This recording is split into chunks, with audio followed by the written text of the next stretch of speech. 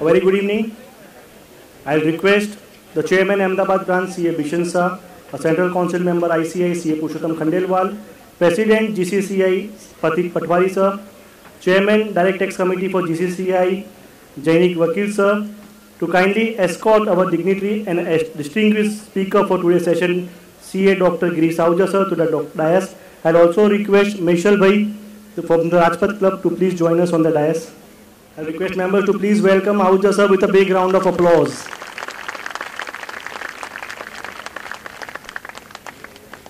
After the marathon series on budget, Ahuja Sir is with here to address this August gathering at Ahmedabad.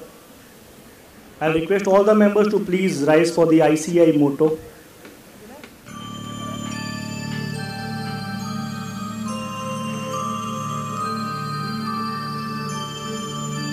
Yaesha supteshu jagrati,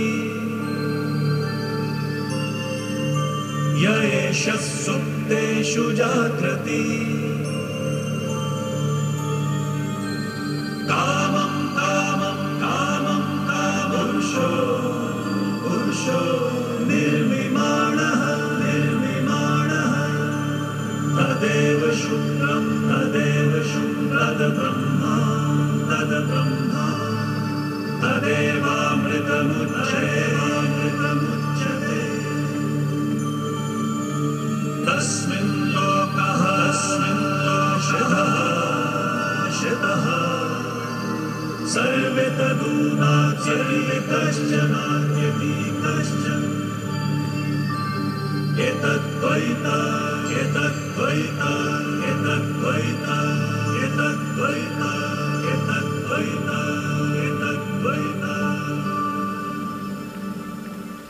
I would now like to request Chairman Ahmedabad Branch CA Bishan Sir for his welcome address to this August gathering. Most respected tax guru, our own CA Dr. Girish Ahuja Sir, Central Council Member CA Purushottam Khandelwal Sir, to whom we say that he is ECCM, always encouraging, efficient and true executor.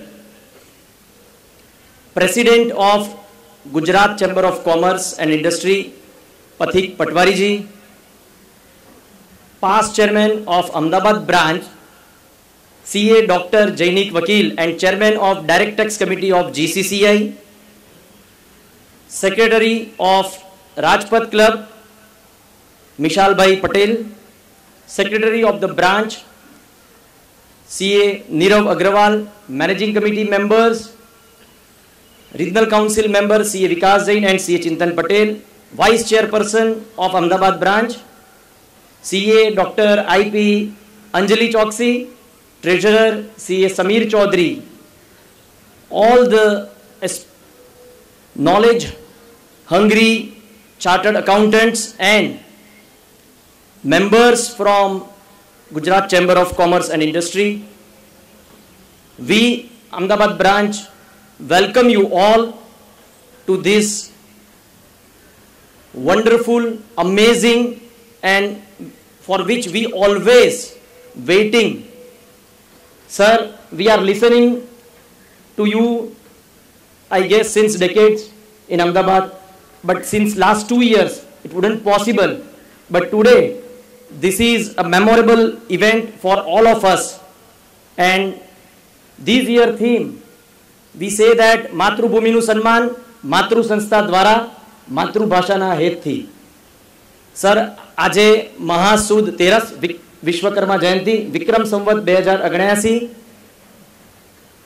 We all feel proud that Sir is here, and also in this August gathering, I am pleased to announce that Ahmedabad branch is adjudged as second best branch of the nation and best branch of Vikasa at national level. Sir, it is your support, our members' support, and blessings of our elders and stalwarts that Ahmedabad branch got these awards at national level. So I dedicate these awards to one and only our members and seniors for their constant guidance. So thank you very much all. As we all know, Dr. Ahuja sir is a stalwart in the field of direct taxes, and his contributions to the accounting profession have had a lasting impact. He has been a trusted advisor to businesses and individuals alike, and his expertise and knowledge are greatly valued by the industry as well as government. The budget analysis of 2023 is a critical moment for all of us. We look to understand the implications of the latest tax policies and amendments for our clients and for our businesses. Dr. Ahuja sir's insights and analysis will be invaluable in helping us make informed decisions and provide the best possible guidance to our clients. I would like to thank each and every one of you for taking out the time and join us today, and I hope that this event will provide you with valuable insight and information that you can use in your work.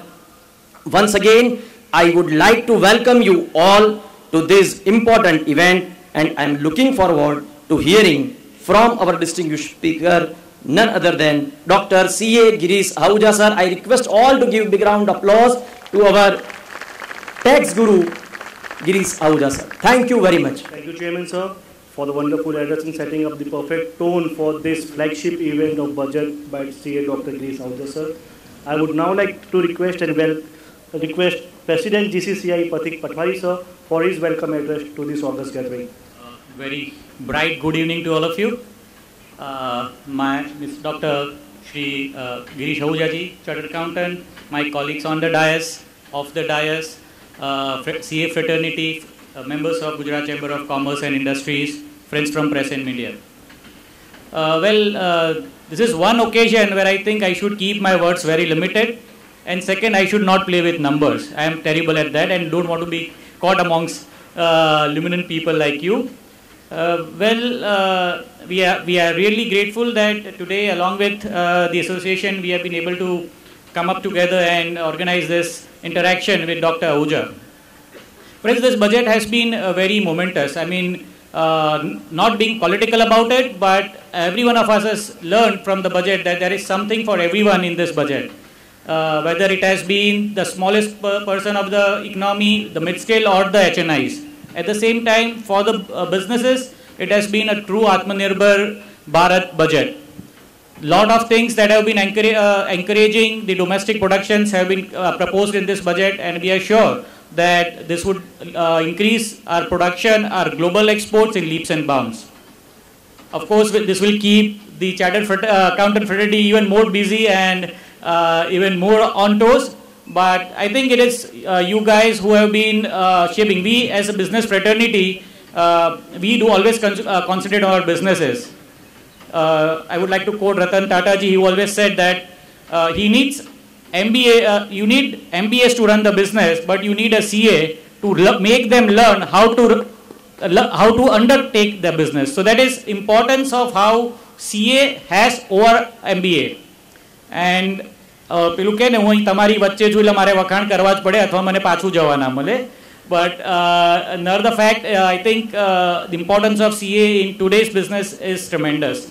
And it is a time where technology, artificial intelligence, machine learning, everything is playing so much pivotal role that only if the data analysis is done rightly, I think your business could succeed. You would have everything in your business, but not the right accountability, and you are lost.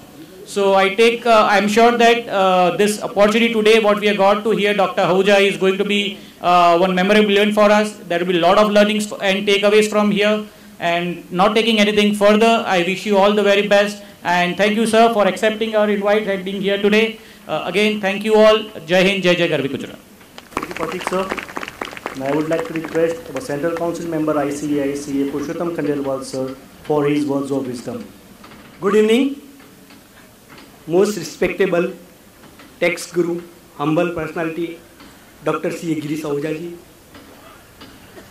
Chairman of the Ahmedabad branch, very dynamic, known for innovative programs. He done a lot of work, and due to his lot of works to the members and students. ICI has given his best branch, second best branch of the ICI, along with the best branch of CA student across the India. Congratulations, my compliments. Chairman of the Chamber of Commerce and Industry, Pathik Patwari ji, 5 chairman and the chairman of the Direct Tax Committee, and my dear friend Jainik Vakil ji, Vishal Bhai, Secretary of the branch, Nirav Agrawal, of the dais, Regional Council member, Managing Committee member, and respected members, press media. It gives immense pleasure to be among you. And this time, ICI has done a lot of work for the technology.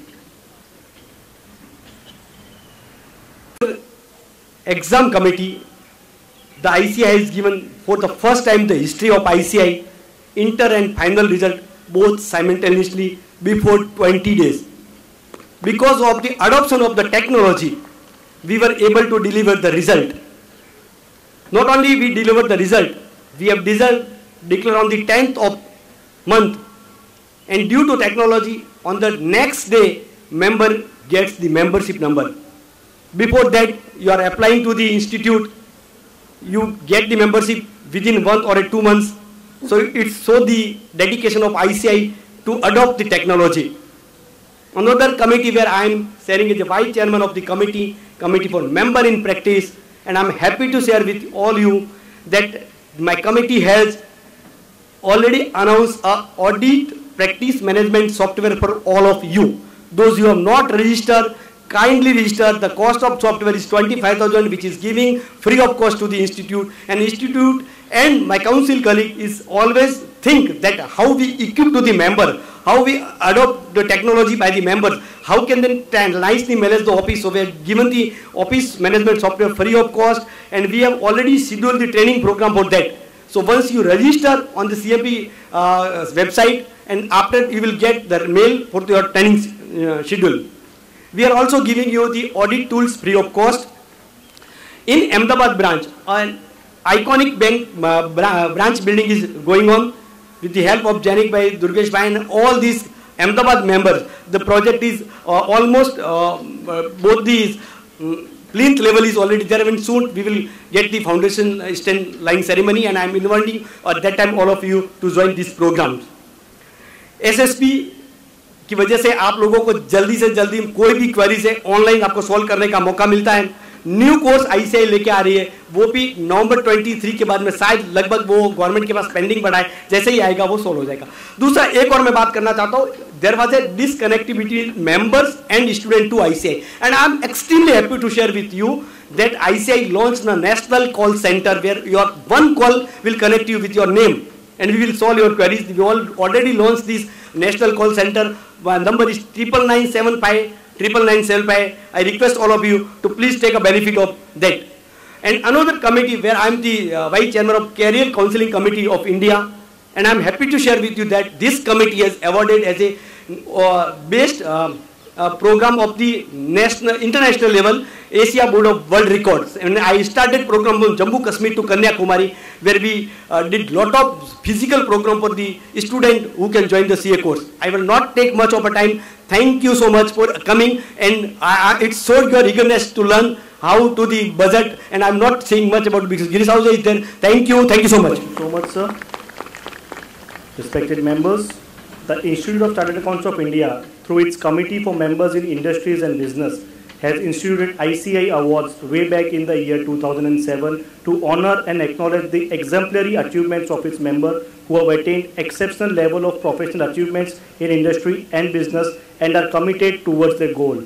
An eminent jury panel under the able chairmanship of Sri Dilip Sanghvi, the Managing Director, Sun Pharmaceuticals Industries Limited, along with some renowned members from industry, was formed to select 16th CA CFO final awardees, and they have selected Mr. Hiranand Savlani sir as the winner for the prestigious ICI award under the category CA CFO for mid-corporates manufacturing and infrastructure at the jury meet held on 28 December 2022 at Mumbai. It is our proud privilege to announce our own Ahmedabad-based chartered accountant, Mr. Hiranand Savlani sir, the CFO from Astra Limited, who has been selected for this award for his exceptional level of professional achievement as a member of the institute. To give more brief about Hiranand Savlani sir, Hiranand Savlani sir is a CFO of Astral Limited. He is a finance professional with more than 26 years of experience. He holds Bachelor's in Commerce, LLB, CS, ICWAI and CA degree. He was gold medalist as well as All India ranker in Chartered Accountancy.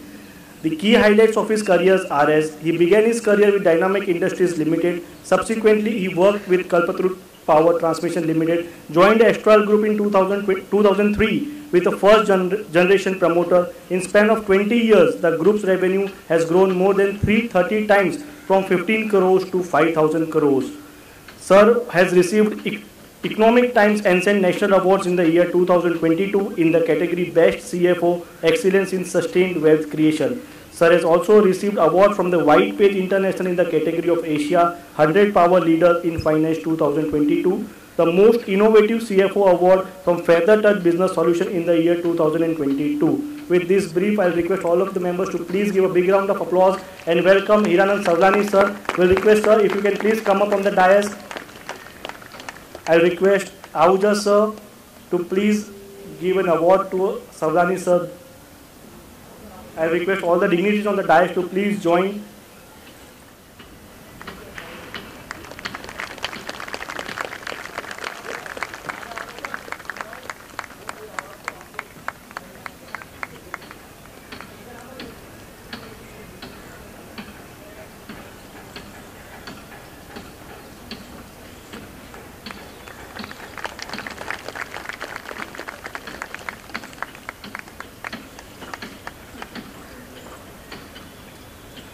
Thank you, Savlani sir, for making Ahmedabad and Chartered Accountants so proud.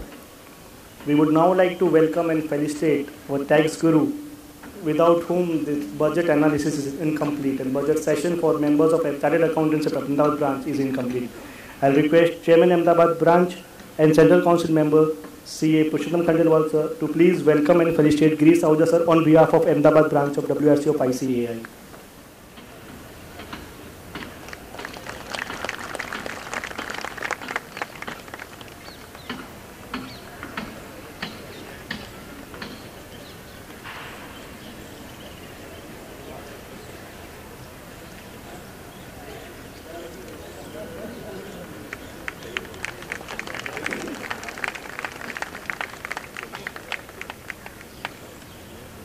And I would like to request President GCCI Patik Patwari sir, Chairman Direct Tax Committee of GCCI Jainik Vakil sir, Sri Yogesh Parikh Vice President GCCI, Sri Anil Jain Honorable Secretary GCCI, Sri Dilip Pandya Honorable Secretary Regional GCCI, Sri Apurva Shah Treasurer, Sri Bakulbhai Parikh Co-Chairman of Direct Tax Committee of GCCI to please come on the dais to welcome and felicitate Girish Ahuja sir on behalf of GCCI.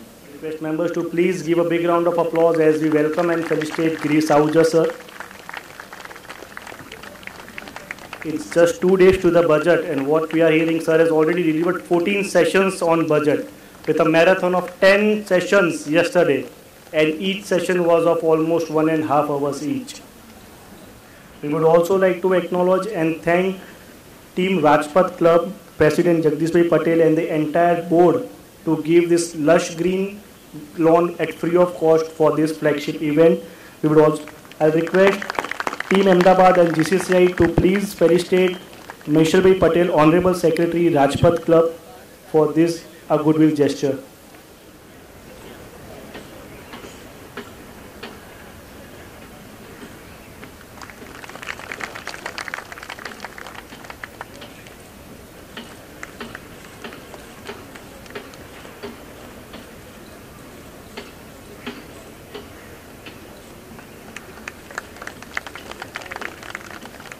I request Team Ahmedabad and GCCI to please welcome and felicitate Sri Amit Bhai Patel, who is General Manager Rajpath Club, for his goodwill gesture. We are indeed thankful and heartfelt gratitude to the Rajpath Club for this goodwill gesture.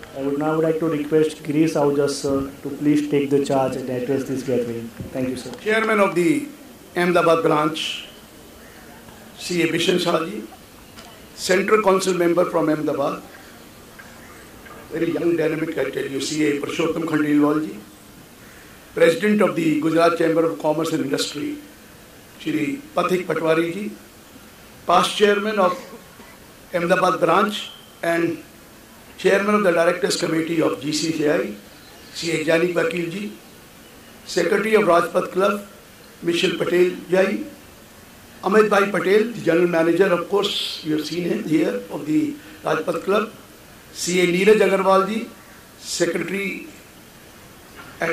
and sitting in front of me, Chintan Patel ji, Vikas Jain ji, Regional Council Member, Sameer Chaudhary ji, और एक का नाम लूँगा क्योंकि अगली बार chairman वो होंगी, chairperson, तो मुझे शायद बुलाएं ना बुलाएं, इससे पहले ही ले देता हूँ, Anjali Choksi ji, ladies and gentleman, both from chamber and of course our fraternity member. Thank you very much, please. Friends, regarding the budget, particularly income tax, I had a meeting about a month back. I was given to understand they are going to do away with old regime of tax in case of individual and HUF. The old regime, you know, is where you get lot of deductions and exemptions and thereafter you are liable to pay tax. You get deductions of ATC to ATU, number money deductions, and then only you have to pay tax. In India, we do save, and we are forced to save also because we get lot of exemption and deduction in income tax. They were thinking that we should go for only one scheme, that is the new regime, and forget about the old regime. I had lot of discussion with them. And I was crossing my finger all the time. Even in the director's committee of the issue, I told them wait for some time. The news may be that old scheme is not there. But good, they have continued with the old scheme, no doubt, without giving any benefit, without giving any benefit. All the benefits have been given is to attract you to shift to new regime.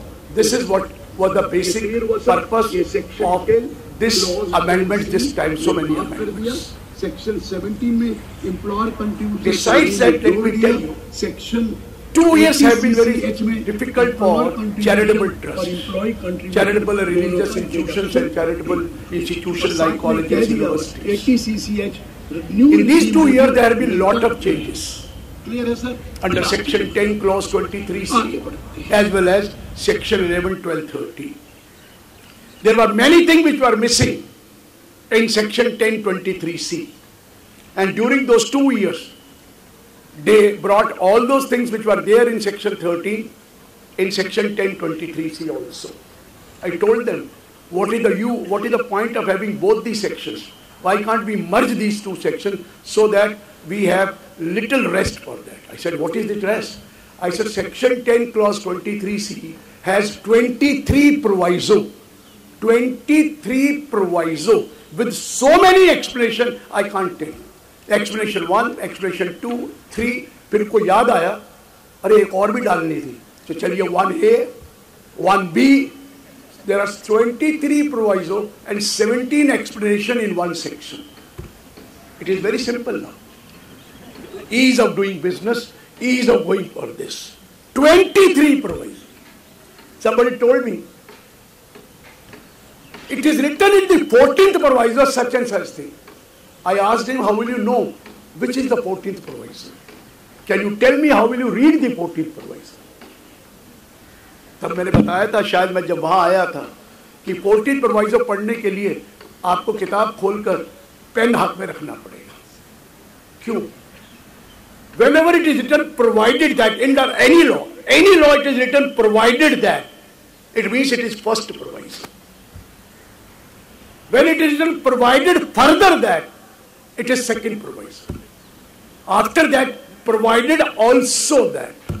And then you keep on adding, provided also that, provided also that. I may say, I thank Bishan Bhai, I thank Purushottam ji, फिर हम सब कहने लगते हैं, I also thank, I also thank, I also thank. तो ये भी also डाल कर 23 proviso ले आए. 23 प्रोवाइजो, तो 14 वाला कहां से ढूंढेंगे? प्रोवाइडेड फर्दर 2 हो गया, फिर उसके बाद नंबर डालिए, ऑल्सो थर्ड, अगला ऑल्सो फोर्थ, अगला ऑल्सो फिफ्थ, अगला ऑल्सो सिक्स। अगर बाई चांस कोई मिस हो गया तो आप कुछ और पढ़ लेंगे, and there are explanations also. So इतना डिफिकल्ट लॉ बन गया, मैं आपको बता नहीं सकता। हमने ये लॉ को रीड्राफ्ट किया था। Committee was formed, task force, I was one of the member, and we have already given the income tax law. You know, आपके जो income tax law है आज का, कितने sections हैं? लोग कहेंगे 298 sections है। अब आप देख लीजिए, you pick up your income tax act, it is written 298, लेकिन ये 298 sections नहीं है। They are not 298 sections, they are more than 550 sections। Income tax है, आपने लिखा था 298, लेकिन आपको पता है section 22(8) to 44 is for business, section 22 to 27 is house property, 45 to 55 is for capital gain. अब बिजनेस में कोई अमेंडमेंट करनी है बिजनेस के चैप्टर में, कैसे करें? 44 के आगे जा नहीं सकते, 28 से आगे आ नहीं सकते, क्योंकि ऑलरेडी भरा हुआ है। तो क्या करेंगे? 44 capital A, 44 capital A double A, 44 A B, 44 A D, 44 A E, भी बाद में आया एक मिस हो गया, चलो A D A, 44 A, 44 F, ये B double B, B A double B, triple B, 44 C, 44 D, 44 D A, 44 D B, ये सारे अलग अलग सेक्शंस हैं। 35 था, उसके बाद 36 आता है, लेकिन उसके बाद 35 capital A, 35 A B, 35 A C, 35 A D, ये सारे सेक्शंस हैं। तो 550 सेक्शन, 278 सेक्शन हमने दिए थे विदाउट एनी प्रोविजन, लेकिन हमारे फाइनेंस मिनिस्टर पुराने चले गए और नए के बारे में मैं कुछ बोलूंगा नहीं, आई कांट, वो नहीं आया। बट जो भी हमने सजेशंस दी थी, they have been brought into the income tax act, in the existing income tax act, and that's why it has become more difficult, it has become more difficult. लेकिन सुनिए क्या आया है, क्लॉज बाय क्लॉज में आपसे discuss करूंगा, क्योंकि chamber के भी लोग बैठे हैं, तो बहुत ज्यादा टेक्निकल मैं नहीं हो सकता, because they may not be knowing that those technical language, लेकिन उस टेक्निकल लैंग्वेज को सिंप्लीफाई कर उनके एक्सप्लेन कर दूंगा क्या हुआ है। देखिए, अभी तक whenever you file an appeal, you have to go to commissioner appeal. After the passing of order of AO, you have to go to commissioner appeal. Now they said the commissioners have been burdened, let us have one more person in between. We call them now Joint Commissioner of Appeal. Joint Commissioner of Appeal. This is the old concept we used to have Deputy Commissioner of Appeal, and then we used to have, जो पुराने लोग बैठे हैं उनको पता था section 246 was for Deputy Commissioner of Appeal. तब Deputy Commissioner भी बहुत माना जाता है। अब तो Commissioner of Appeal इतने ज्यादा हो गए कि अब उसकी कोई वैल्यू नहीं रही इनकम टैक्स में। लेकिन चलिए, एक Joint Commissioner को इंट्रोड्यूस कर दिया, एंड सेक्शन 2 क्लॉज 28CA में, 28CA में ज्वाइंट कमिश्नर को डिफाइन कर दिया। आपको डेफिनेशन से मतलब ही मैंने किया, ऑटोमेटिकली क्योंकि डिफाइन करके ज्वाइंट कमिश्नर अपील आ गया। There was a 246 section old one, जो पुराना डेप्यूटी कमिश्नर का था, उसको सब्स्टिट्यूट कर दिया with a new section 246, saying that you can file an appeal to the joint commissioner appeal in the following cases, provided the order is passed by the AO who is below the rank of joint commissioner. अगर below the rank होगा तभी तो higher rank के ऊपर appeal करेंगे, same rank का होगा तो you can't file an appeal. Yeah, it has been passed by the AO with the approval of a person below the rank of the joint commissioner. If it is passed with the approval of the additional commissioner or joint commissioner, then you cannot go to joint commissioner, you will have to go to the higher one, that is commissioner appeal. Clear हो गया sir? तो joint commissioner appeal के पास वही order जाएंगे जो order एओ जिस rank का है, मैक्सिमम असिस्टेंट कमिश्नर और डेप्यूटी कमिश्नर, उससे ऊपर के रैंक के अगर ऑर्डर हुए हैं with the approval of joint commissioner और with the approval of commissioner, वो अपील उसके पास नहीं जा सकती joint commissioner, that will go to higher authority, higher authority will be commissioner appeal. Clear है सर? फर्स्ट पॉइंट ये था। नेक्स्ट चेंज सेक्शन 2 क्लॉज 24 में आई, वो मैं बाद में बताऊंगा।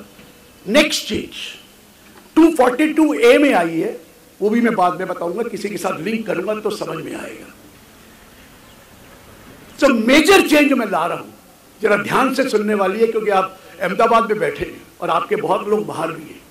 Section 9 sub section 1 clause VIII clause 8 Roman 8 में आई है।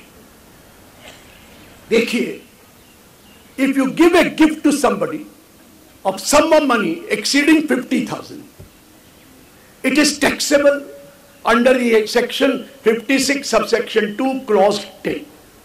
आप वहां पे टैक्स करते हैं अगर गिफ्ट दे 50,000 से ऊपर। हाँ, रिलेटिव को देंगे तो वो कवर नहीं है, वो एग्जेम्प्ट है।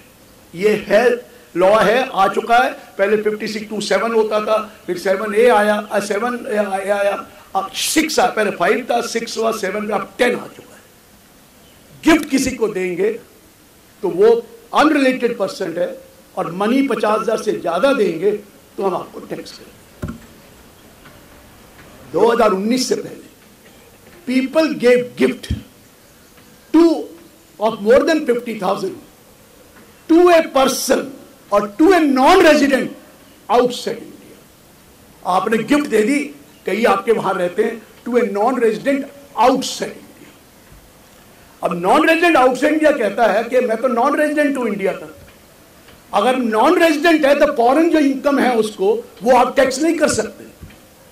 गिफ्ट दी है, अनरिलेटेड है, टैक्स नहीं कर सकते, क्योंकि नॉन रेजिडेंट को 2 इनकम टैक्सेबल होती है, income received in India or deemed to be received in India, और income accrue or arise in India or deemed to accrue arise in India. Income which accrue arise outside India वो non resident के लिए taxable नहीं होती। तो सरकार ये तो टैक्सेबल ही नहीं। ऐसे लोगों ने बहुत पैसा गिफ्ट करके बाहर ले गए। समझ में आया मैंने क्या कहा? ख्याल आया ये क्या कर दिया? तो 2019 में इन्होंने सेक्शन 918 डाला, any sum of money received by a non resident outside India from a resident in India shall be an income which is deemed to accrue or arise in India. आप बात समझे क्या कहा? कि अगर मैं एक नॉन रेजिडेंट को गिफ्ट देता हूं आउटसाइड इंडिया, नॉन रेजिडेंट, उसने इंडिया के बाहर रिसीव करी है, इंडिया में रिसीव करती है तो पहले कवर हो जाता, आउटसाइड इंडिया, और 50,000 से ज्यादा है, पहले तो टैक्सेबल नहीं थी, उसको हम डीम टू अक्रू और राइज मान लेंगे। और जब डीम टू अक्रू और राइज होगा तो आप नॉन रेजिडेंट भी होंगे तो भी इंडिया में टैक्सेबल हो जाएगा। तो ये डाल दिया। हाँ, वो तो ठीक है, अगर रिलेटिव को देता तो वो माफ हो, अगर नॉन रिलेटिव को दिया तो अब तो वो टैक्स हो गया। कब से शुरू हुआ? 5 जुलाई 2019 से शुरू कर। तब उनको दिमाग में नहीं आया कि चार्टर्ड अकाउंटेंट बहुत तेज होते हैं। देखा क्या? उसने कहा भाई मैं तो नॉट ऑर्डिनरी रेजिडेंट हूं और मुझे गिफ्ट मिली है। नॉट ऑर्डिनरी रेजिडेंट के लिए आपने कहां लिखा है डीम टू अक्रू और राइज? नॉन ऑर्डिनरी रेजिडेंट के लिए डीम टू अक्रू तो सबके लिए, लेकिन नॉट ऑर्डिनरी रेजिडेंट के लिए फॉरेन इनकम तभी टैक्सेबल होती है when it is from A business setup in India और प्रोफेशन कंट्रोल्ड फ्रॉम इंडिया। ये गिफ्ट मैंने ली है, कोई बिजनेस से थोड़ी ली है, तो ये तो टैक्सेबल नहीं। 3 साल के बाद ख्याल आ गया ये क्या किया, ये तो छोड़ दिया, नॉन रेजिडेंट कवर किया है, नॉट ऑर्डिनरी नहीं किया है। लीजिए अब सेक्शन 918 में नॉन रेजिडेंट अलग कर दिया और लिख दिया gift received by a non ordinary resident shall also be treated as deemed to accrue or arise in India. अब आप नॉन रेजिडेंट को दें या नॉट ऑर्डिनरी रेजिडेंट को दें, अगर वो आउटसाइड इंडिया भी दी है तो इंडिया में नॉन रेजिडेंट या उस नॉट ऑर्डिनरी रेजिडेंट को टैक्स देना पड़ेगा। अगर वो अनरिलेटेड है, रिलेटिव है तो वैसे ही माफ है, फिर तो वैसे ही हमने कुछ नहीं कहा, तो 56(2) कहता है रिलेटिव का तो माफ ही है। तो ये सब क्लियर हुआ। क्या कॉन्सेप्ट आया? Resident as well as not ordinary resident को कोई गिफ्ट देंगे। नॉट ऑर्डिनरी रेजिडेंट सिर्फ इंडिविजुअल हो सकता है, लेकिन रेजिडेंट नॉन रेजिडेंट तो anybody can be non resident. वहां लिखता है non resident other than a foreign company or a foreign company. कोई भी बाहर नॉन रेजिडेंट हो उसको नॉन रेजिडेंट कहते हैं। मैं सिर्फ इंडिविजुअल नहीं, नॉन रेजिडेंट मैंने इंडियन भी कहा है। Non resident is anyone, it can be company, it can be firm, it can be anyone. इसलिए अब आपको क्लियर हो गया कि अब गिफ्ट अगर आप देंगे नॉन रेजिडेंट या नॉट ऑर्डिनरी रेजिडेंट को, वो डीम टू अक्रू और राइज मानी जाएगी, क्योंकि वो अब टैक्सेबल हो गई। तो आप उसको टैक्स करेंगे 56 सबसेक्शन 210 में as income from other sources. और जब आपको उसको देंगे तो टीडीएस भी तो काटना पड़ेगा, क्योंकि वो टैक्सेबल हो गई तो टीडीएस भी काट के देंगे और पता लग जाएगा कि आपने वो किया। क्लियर हो गया सर? 9(1)(a)। चलिए अब जरा ध्यान से सुनने वाला है चैम्बर ऑफ कॉमर्स वालों का भी, तो पैसे तो उनके पास है, इंडस्ट्री वाले। हम तो आदमी सेवा ही करते रहते हैं, हमारे पास पैसे कम होते हैं, दिमाग हो सकता है, ऐसा नहीं है पैसे बहुत हैं। किसी जमाने में लक्ष्मी और उसकी सरस्वती की बनती नहीं थी, अब लक्ष्मी और सरस्वती की बहुत बनती है। समझ में आ गया? अब हम लोगों के पास है, हम बताते नहीं है, जैसे हम दिखाते नहीं, ऐसा है। विश्व भाई भी BMW में चलते हैं, लेकिन चार्टर्ड अकाउंटेंट। मेरे बात समझ गया? जमाना बदल चुका है, ये मत समझना सरस्वती की लड़ाई अभी लक्ष्मी से है। अब उनका प्यार है, मोहब्बत बहुत ज़्यादा है, और हम पे बस है, लेकिन हम दिखावा जरा कम करते हैं। तो आइए वापस आ रहे हैं।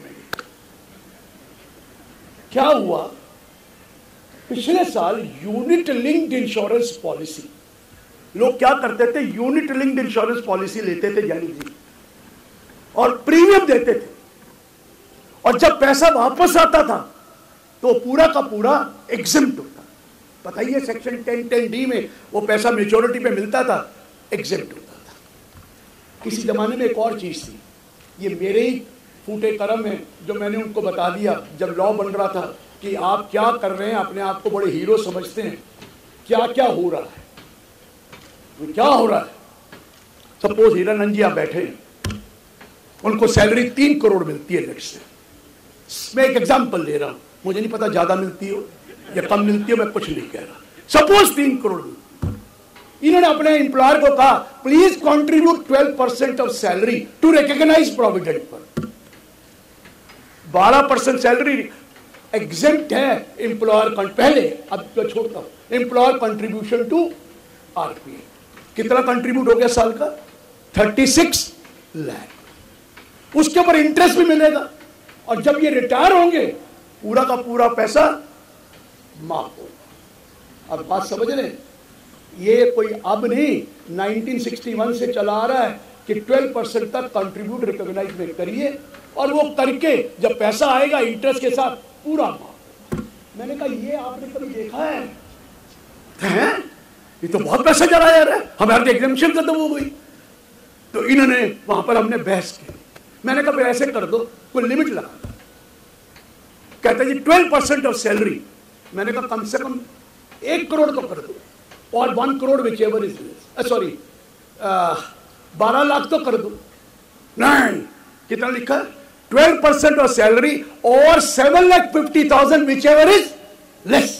मतलब अब एम्प्लॉयर 7 लाख से 50,000 से ऊपर कंट्रीब्यूट करेगा तो पूरा का पूरा इनके हाथ में टैक्स लग जाएगा। 36 लाख से कहां आ गया? 7.5। मैं लड़ता रहा 12 तो कर दो, नहीं माने। मैं जब 36 होता था तब तो तुम्हें तकलीफ नहीं थी, और जब आपने 12 कहा तो नहीं किया। उससे साल आपने देखा 7.5 से ज्यादा अब एम्प्लॉयर कंट्रीब्यूट नहीं कर सकते। फंस गए ना, तो वो बाकी पैसे पे टैक्स लग गया।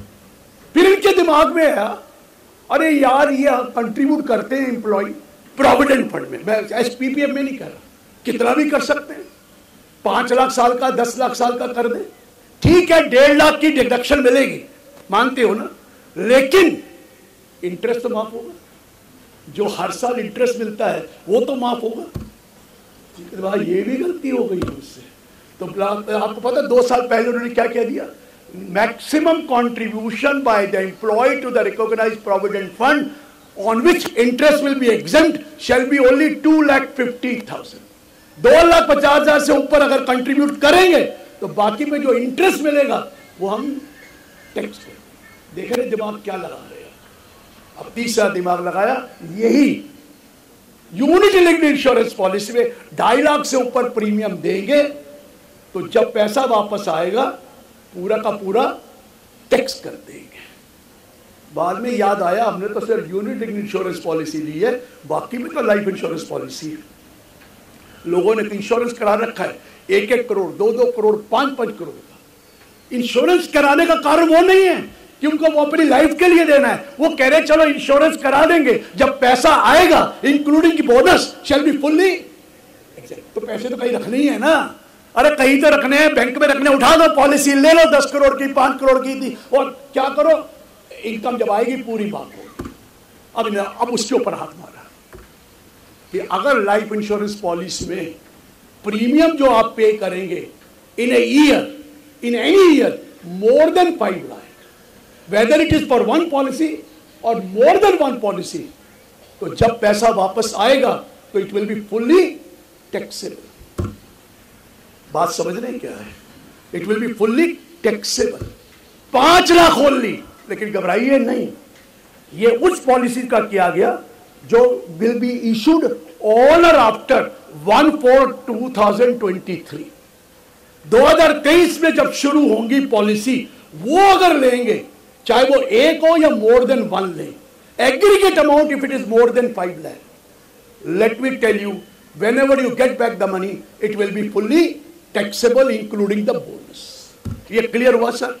अब पॉलिसी का प्रीमियम, पुरानी पॉलिसी नहीं करेंगे हम टच, नई पॉलिसी आप ले लीजिए, लेकिन प्रीमियम 5 लाख से ऊपर हुआ तो जब पैसा वापस आएगा हम टैक्स कर देंगे. और खतरनाक काम कर दिया. यूनिट लिंक्ड इंश्योरेंस पॉलिसी का जब पैसा वापस आया था तो उन्होंने कहा हम कैपिटल गेन में टैक्स करें. 45(1)(b) सेक्शन डाला था कैपिटल गेन में टैक्स, और फिर लिखा था 112A में उसका टैक्स का रेट 10% होगा. याद आया आप? इस बार tax rate 10% taxable under 45(1)(b. मैं जरा टेक्निकल नहीं हो रहा, आपको बताया कि और भी बैठे. इस साल क्या किया? पैसा वापस आएगा तो सेक्शन 56 सब सेक्शन 2 क्लॉज 13 में टैक्सेबल होगा. मतलब under the income from other sources, और आपको वो जो पेमेंट करी है जिसकी आपने डिडक्शन नहीं ली हुई उतना लेस कर देंगे, और बाकी इनकम फ्रॉम अदर सोर्सेज होगी तो टैक्स कितना लगेगा? पूरा 30% प्लस सरचार्ज वगैरह. पहले 10 था, अब पूरा लगेगा. समझ में आ गया सर? अब आपको कोई लाइफ पॉलिसी 1/4/2023 से आगे है, चाहे एक लें या पुरानी छोड़ दीजिए, पुरानी में कुछ नहीं करेंगे, एक लें या एक से ज्यादा लें, एग्रीगेट प्रीमियम किसी भी साल 5 लाख से ऊपर नहीं होगा. अगर 5 से ऊपर हो गया तो हम उस पॉलिसी का मेच्योरिटी पे पूरा का पूरा टैक्स लगा देंगे, वो खर्चा वो निकाल के पेमेंट निकाल. लेकिन एक चीज अभी भी रखी है और वो ठीक भी है, अगर ये पैसा वापस मिला after the death of the individual to the nominee तो हम माफ कर दें, तो नहीं हम छेड़ेंगे.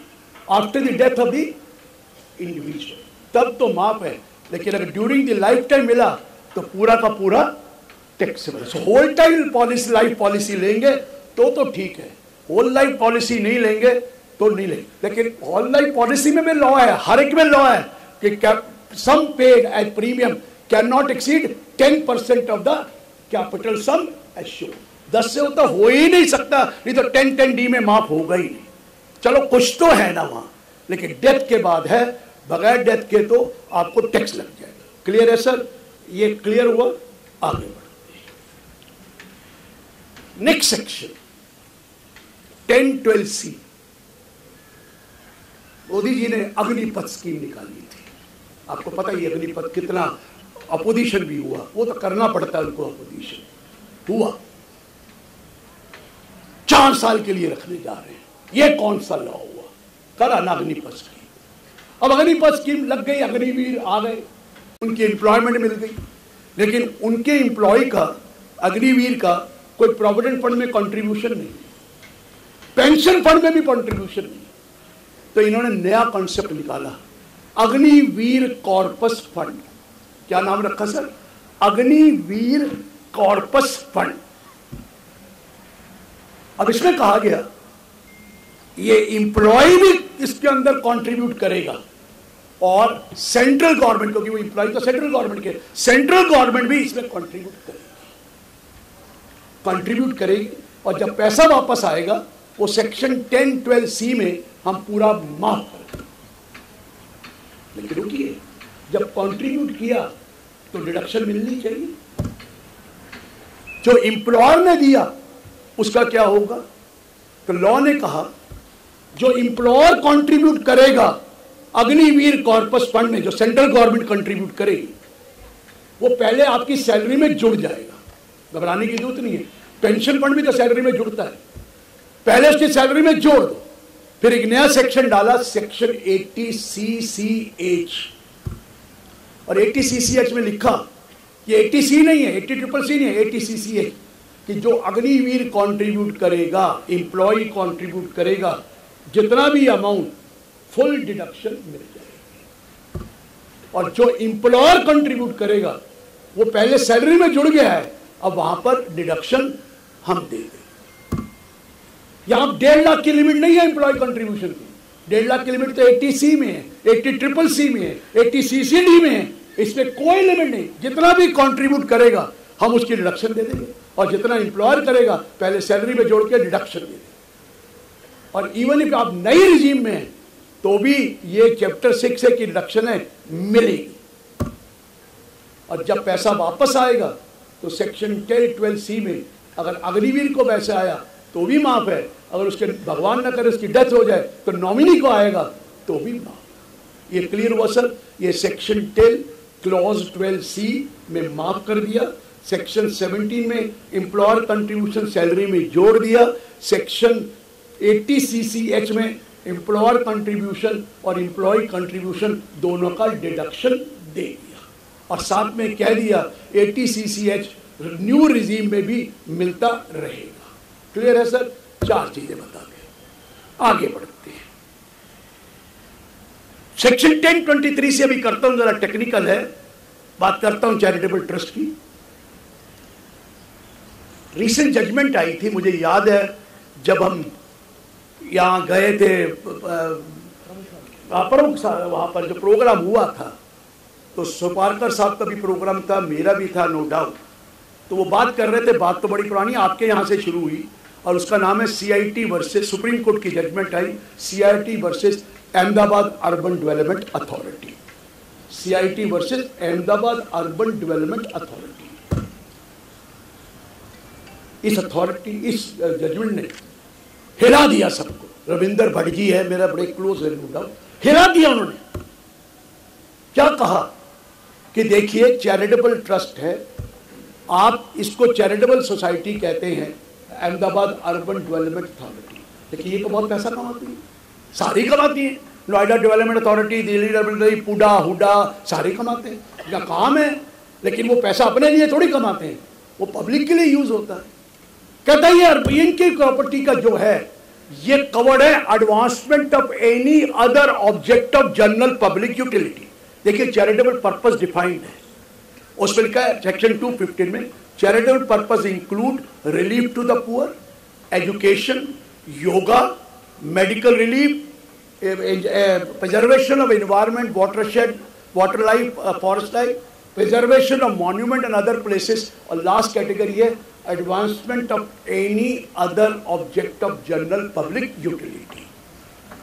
उसके नीचे proviso लिखा है, provided that advancement of any other general public utility will not be called a charitable purpose if it involves in the activity of carrying on any trade, commerce or business, or activity of rendering the service to trade, commerce or business, whether for any consideration or fee or blah blah blah। फिर नीचे लिख दिया provided further that this will be a charitable purpose provided the receipt from this charitable activity, this activity, commercial activity should not exceed 20% of the total receipt। 20% तक तो total receipt commercial activity से हो सकती है, बाकी तो आपको commercial activity नहीं कर सकते। ये तो 20 से ज़्यादा कमाते हैं। तो रविंदर भट्ट जी ने लिख दिया, ठीक है ये एडवांसमेंट ऑफ चैरिटेबल पर्पस से है, लेकिन ये बड़ा मार्जिन नहीं ले सकते, एक मार्कअप ले सकते हैं। छोटा मोटा प्रॉफिट तो कोई भी अर्न कर सकता है, लेकिन they can't make big profit. तो ये तो गलत हो रहा है। सब घबरा गए, कौन कम पे है? सीबीडी अब रेस्क्यू में आ गया। एक नया सेक्शन डाला है सर, सेक्शन 10 क्लॉज 46A।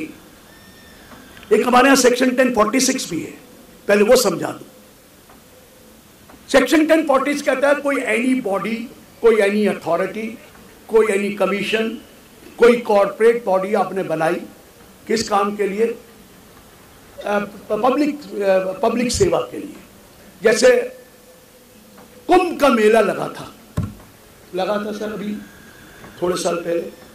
कुंभ मेले में प्रयागराज में कुंभ मेले में बहुत लोग आए, उसकी एक अथॉरिटी बनाई गई, कुंभ डेवलपमेंट अथॉरिटी या कुंभ मैनेजमेंट अथॉरिटी। बड़ा पैसा चाहिए था और पैसा खर्च भी किया है, मोदी जी ने पैर भी धोए थे, आपने देखा ही होगा। उस कुंभ मेले के लिए पैसा आया तो उन्होंने कहा सेक्शन 1046 में वो नोटिफाई करा ले अपने आप को, स्पेसिफाइड इनकम जो आएगी हम उसको माफ कर दें। इनकम तो आएगी ना, कहां से क्यों, लेकिन वो कमर्शियल एक्टिविटी नहीं होनी चाहिए, फिर जो भी आएगी हम माफ कर दें। अब ये तो कमर्शियल एक्टिविटी नजर आ रही है, तो 1046 में आ नहीं सकते थे, तो एक नया सेक्शन डाल दिया। 1047 तो बढ़ा हुआ है, वो ये ना 10 क्लॉज 46 कैपिटल ए। क्या डाला जरा सुनिए, any income of a body और an authority or a commission or whatever name you call it, established by the central government or the state government for the following purpose. कौन से purpose है? Dealing and satisfying the need for housing accommodation. वो authority किस काम के लिए है? To deal and satisfy the need for housing accommodation. For the purpose of developing, for the purpose of improvement of any city, town or villages. कोई authority बनाई for the purpose of development, for the purpose of improvement of city, town or villages, or for any body which is there for carrying on a activity for the benefit of general public. अगर ये authority बनाई है तो कोई भी income माफ कर देंगे। कोई का इनकम समझ गए? बिजनेस इनकम भी माफ, लेकिन वो अप्लाई करेंगे और अपने आप को नोटिफाई कराएंगे कि ये नोटिफाइड अथॉरिटी बना दी गई। अब ये जितनी भी अथॉरिटीज हैं ये अप्लाई करेंगे और 1046A में नोटिफाई करा लेंगे, फिर उसके बाद जितना भी उनको इनकम आएगी किसी भी नेचर की आएगी वो पूरी की पूरी माफ हो जाएगी। ये क्लियर हुआ sir? This is for development authorities city. मैं जान की तरफ जैनिक जी की देख रहा हूँ, ये भी यही काम आजकल करते हैं, डेवलपमेंट वगैरह और ये काम। इसलिए सो क्लियर हुआ सर कि ये अथॉरिटीज अब 1046A में जाएगी, जो पहले 11-12 में थी। ये बहुत जगह घूम गए हैं, अब इधर जाकर थोड़ी शांति मिलेगी। आगे चलते हैं सर। 28 क्लॉज IV ये चैम्बर वालों को बहुत इंपॉर्टेंट है, और आपको पता ही, आप इंडस्ट्री वाले, कल क्या आ गया था? सेक्शन 194R आया था ना पिछले साल। 194R की वैल्यू ऑफ एनी बेनिफिट और purpose it provided to the person whose arising from the business और exercise of profession shall be taxable and you will have to deduct TDS at the rate of 10%। आया था जी। जो भी benefit और परपोजिट किसी business को मिलेगा या प्रोफेशनल को मिलेगा, वेदर कन्वर्टेबल इनटू मनी और not, whether it is kind और कैश और पार्टली इन काइंड और partly in cash, will be taxable and you will have to deduct TDS under section 190R at the rate of 10%, ताकि वो पता लग जाए आपको वो इनकम दिखानी पड़े। अरे टारगेट देते हैं सबको कि ये दोगे तो आपको गाड़ी फ्री, ये दोगे आपको AC फ्री, ये दोगे आपको ये फ्री, काइंड में भी देते हैं, कैश में भी देते हैं। वो कहता है वो इनकम तो दिखाता नहीं है, उसको ले जाते हैं सिंगापुर घुमाने। क्या दिखाने? कॉन्फ्रेंस कर रहे हैं। कॉन्फ्रेंस के नाम पर आपको पता क्या है? कभी कभी सिंगापुर नहीं बैंकॉक भी घुमाने ले जाते हैं। करते तो कॉन्फ्रेंस ही है सर, करते तो कॉन्फ्रेंस ही है। उस वजह को पकड़ा था उन्होंने कि भाई उसका पूरा का पूरा हम इसके ऊपर टैक्स लेंगे, कोई कॉन्फ्रेंस नहीं है, कॉन्फ्रेंस के डिस्गाइज में पता नहीं क्या क्या चीजें करा था। ये कर दिया, 28(4) का बहाना बनाया, लेकिन कर सब कुछ कर दिया गाइडलाइंस में आकर। 28(4) में कोर्ट ने डिसाइड किया हुआ है ये जो वैल्यू बेनिफिट और परक्विजिट हुआ है, वेदर कन्वर्टेबल इनटू मनी और not, should be given in kind, तब टैक्सेबल है 28(4) में। अगर कैश में दिए गए तो वो टैक्सेबल 28(4) में बिजनेस इनकम में नहीं आते, या ऑलरेडी डिसीजन थे। अब इन्होंने तो कह दिया कि वेदर इन काइंड और कैश, तो इन्होंने इस बार रेक्टिफिकेशन कर दिया, 28(4) ही चेंज कर दिया। क्या करा? द वैल्यू ऑफ बेनिफिट और perquisite received by a person, अब दो पार्ट कर दिए, whether convertible in value is convertible और नॉट, और वेदर रिसीव्ड इन काइंड और इन कैश और पार्टली इन काइंड और partly in cash shall be taxable under here business and profession, ताकि लिटिगेशन ना हो। सुपारकर साहब का काम रोक दिया। तो आप लिटिगेशन करते थे काइंड के होने चाहिए, ये कैश के तो ही। और उसी की एक्सप्लेनेशन वहां डाल दी 194(r) में कि भाई अब तो काइंड और कैश कुछ भी हो, अब तो पार्लियामेंट इसको पास कर रहा है, तो आपको तो इसके ऊपर टैक्स देना ही पड़ेगा। तो ये 28(4) में चेंज आया और साथ में 194 में एक्सप्लेनेशन डाल। ठीक है सर, आगे चले, टाइम है ना, मैं बड़े आराम से कर रहा हूं, जल्दी हो तो मैं 15 मिनट में भी खत्म कर दूंगा, और देर है तो मैं 2 घंटे भी लगा सकता हूं, बीच में बना लेते हैं। चलिए next point, 35D preliminary expenses. आपको पता है preliminary expenses are allowed under income tax in 5 equal installment, whereas in accountancy it is allowed in full, but in income tax 1/5 every year allowed होता है। It must have been incurred before the commencement of the business or after the commencement of the business if it is for a new business or a new project। ये already है। अब कई बार जब preliminary एक्सपेंसिंग करते हैं, वो कई बार होता है प्रोजेक्ट रिपोर्ट बनाना, फिजिबिलिटी रिपोर्ट बनाना, मार्केट सर्वे करना, अदर सर्विस करना, इंजीनियरिंग सर्विस वगैरह कराना, तभी तो आप बिजनेस स्टार्ट करते हैं कि ये वायबल भी है कि नहीं है, वायबिलिटी रिपोर्ट भी बनाई जाती है। लॉ ने कहा जब ये करें, या तो खुद खर्च करें या फिर उस एंटिटी से करवाएं जो ऑलरेडी अप्रूव्ड है। नॉन अप्रूव्ड से कराएंगे तो हम नहीं देंगे, क्योंकि आप बोगस डाल रहे होंगे। अप्रूव्ड होंगी तो बिलिंग लेंगे, सब कुछ लेंगे, और उनका काम ही रिसर्च का होगा तो वो कर देंगे। मार्केट सर्वे करते हैं, सैंपलिंग भी कराते हैं, सब कुछ करते हैं। इस पर रिलैक्सेशन कर दे, कहता ठीक है, अब अप्रूव्ड ना अप्रूव्ड कुछ नहीं, हर साल जब भी ये खर्च करेंगे उसकी एक statement of the expenditure you will furnish along with the return of income you will furnish, which will give the details of all the expenditure incurred, ताकि वो उसका ऑडिट करा लें और आपसे कह दें कि ठीक है, जरूरी नहीं अप्रूव वाले से कराएं। ये क्लियर हो गया सर। छोटा पॉइंट था 35D, लेकिन रिलैक्सेशन है। अब जरा इंडस्ट्री वाले सुन लें, 43B what you call MSME, micro small enterprises. वैसे तो नाम micro small and medium enterprises development act है 2006।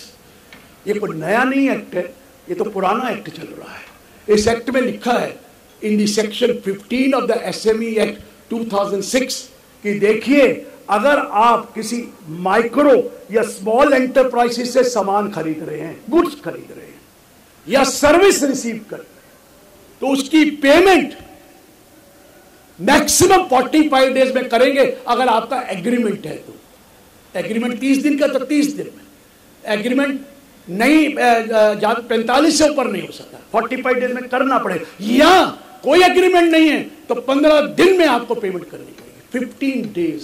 ये लॉ है, 15 डेज में पेमेंट करना। हम तो जब ऑडिट कमेटी में बैठते हैं बोर्ड में, सबसे पहले पूछते हैं have you made the payment, क्योंकि है अगर आप लेट पेमेंट करेंगे तो आपको इंटरेस्ट देना पड़ेगा, और जो इंटरेस्ट आप देते हैं उसका डिडक्शन इनकम टैक्स अलाउ नहीं करता है। इनकम टैक्स इंटरेस्ट अलाउ नहीं करता है, लेकिन आपको देना पड़ेगा। लेकिन इंडस्ट्री वाले की ड्यूटी है उसको जिससे माल खरीद रहा है उसको कम्युनिकेट करें, are you registered under MSME और not, if yes kindly give me a certificate. जो 21 में बदल भी गया आपको, मुझे सर्टिफिकेट दीजिए। अगर वो सर्टिफिकेट दे देगा तो आपको उसकी पेमेंट 45 या 15 दिन में करनी ही पड़ेगी, नहीं तो इंटरेस्ट देना पड़ेगा। और ये रेगुलेटरी है, इसलिए ऑडिट कमेटी में हमेशा पूछा जाता है और रिपोर्ट ली जाती है, कंप्लायंस की एक्शन टेकन रिपोर्ट भी ली जाती है। चल रहा है, ऐसा कुछ नहीं। अब एक नया सगुफा डाल दिया, 43B सेक्शन डाल दिया, लिखता है if any sum is payable to a person who is a micro और small enterprise on 31st March, it is payable and which is beyond the due date of the section 15 of the SME Act, उसकी जो due dates के बाद की है और वो सम payable है, तो kindly note that expense will be allowed as deduction only in that previous year in which it is paid. हम खर्चा भी अलाउ नहीं करेंगे, इंटरेस्ट बात तो अलग है। हम उसका खर्चा अगर 31 मार्च को ड्यू है और वो बियॉन्ड दी ड्यू डेट हो गया है, it is more than due date निकल गई, व्हाट इज ड्यू डेट, 15 दिन या 45 दिन, अभी भी पेबल है, तो प्लीज ये खर्चा आप अलाउ नहीं करेंगे और जिस साल पे करेंगे उस साल अलाउ करेंगे। और चार्टर्ड अकाउंटेंट को CD में लिखना पड़ेगा कि माइक्रो स्मॉल एंटरप्राइज को पेमेंट ठीक हुई या अगर ड्यू है तो 43B में इसको डिसअलाउ करना पड़ेगा। चार्टर्ड अकाउंटेंट भी अपने आप को रजिस्टर करा सकते हैं, सर्विस के लिए भी है। और फिर अपने क्लाइंट को कह देना 31 मार्च को ड्यू है तो ये खर्चा अलाउ नहीं होगा। ये खर्चा यस, अगर 31 मार्च को बिल दे दिया तो फिर 15 दिन या 45 दिन में पेमेंट हो जानी चाहिए, और उससे पहले का दिया हुआ है तो फिर क्यों वो ड्यू है, वो खर्चा अलाउ नहीं। ये आया है सर 43B।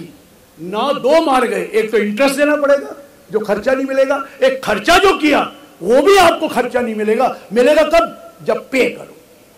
क्लियर हुआ सर? ये सेक्शन 43B में डाल दिया गया है। चलिए 44AD, 44ADA और तीसरा 44AB। अभी तक आपको पता है 44AD किसके लिए है, person who are carrying on a business और नॉन स्पेसिफाइड प्रोफेशन। वो 44AD में अपनी इनकम प्रिज्यूम कर सकते हैं 8% और 6% एज द केस में B, provided that total turnover और gross receipt do not exceed 2 crore. यही है सर, 2 करोड़ से ऊपर नहीं है तो आप प्रिज्यूम कर लीजिए 8% जिसका पेमेंट कैश में आया, अदर देन इलेक्ट्रिक मोड में आया या अकाउंट पे से नहीं आया, और जितनी पेमेंट आपको इलेक्ट्रिक मोड या डिजिटल से आई उसका आप 6% कर। मिनिमम है ये, मैक्सिमम नहीं है, मिनिमम है। अगर इससे कम है तो ऑडिट और अकाउंट्स है, इससे ज्यादा है तो ज्यादा दिखाना पड़ेगा। लोग कहते हैं हम तो 8 ही दिखाते हैं और वैसे 40 है हमारा। सर आने का ये फंस जाओगे। वो कहता सर अकाउंट्स तो बनाए ही नहीं, फिर हमसे कौन पूछेगा, अकाउंट्स तो है ही नहीं। स्टेटमेंट बैंक अकाउंट तो है ना, और बैंक अकाउंट में 8% से ज्यादा पड़ा है तो ये पूछेंगे कहां से आया, सोर्स बताओ ना। सोर्स तो वही है, तो ये मत समझ लेना 44AD आपके फायदे में है, 44AD सरकार के फायदे में।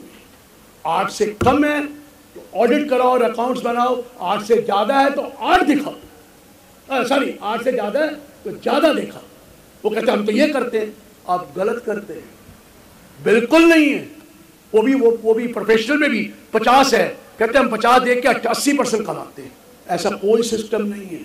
80 है तो 80 करना पड़ेगा, 68 नहीं लगेगा, अकाउंट्स नहीं है, लेकिन 69 तो लगा सकते हैं कि आपने कोई इन्वेस्टमेंट की है तो बताइए ना इसका सोर्स क्या है, और थोड़े दिन रुक जाइए, हो सकता है इसी साल फॉर्म 4 में ये उसमें आपका फंड फ्लो आ जाए। फंड फ्लो भी कहाँ से आया, कहाँ खर्च किया। अभी तक तो 4 आइटम देनी पड़ती है, 4 ही आइटम देनी पड़ती है, क्रेडिटर, डेटर, स्टॉक और कैश। थोड़े दिन रुक जाइए, फंड फ्लो पूरा मांगेंगे, कहाँ क्या आया, कहाँ कहाँ खर्च किया, क्या है सेक्शन। तो इसलिए गलत है जो ज़्यादा देना। लेकिन अब उन्होंने क्या कहा, हम डिजिटल करना चाहते हैं। तो अगर आपको 95% पेमेंट चेक से आएगी या अकाउंट पे से डिजिटल आएगी और 5 से ज़्यादा कैश में नहीं होगी, मैं वो वाला कैश कह रहा हूँ जो आप जमा करते हैं, वो वाला कैश नहीं जो जेब में डाल लेते हैं, उसके बारे में तो आप दिखाते ही नहीं, उसका मैं थोड़ी पूछ रहा हूँ। मैं जो अकाउंट्स में आपका है 95% अकाउंट पे चेक वगैरह, 5% कैश में। जो चेक दिया गया क्रॉस है, अकाउंट पे ही नहीं है, वो कैश माना जाएगा। तो उस केस में आपका टर्नओवर 2 करोड़ से ज़्यादा हम 3 करोड़ तक ले जा सकते हैं, और 3 करोड़ का अब 95% या 5% देगा। सर फायदा भी हुआ।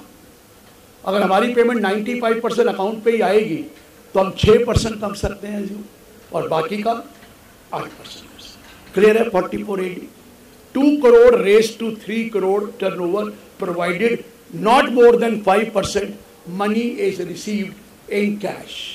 95% amount is received by account pay check or electronic bill. Clear हो गया?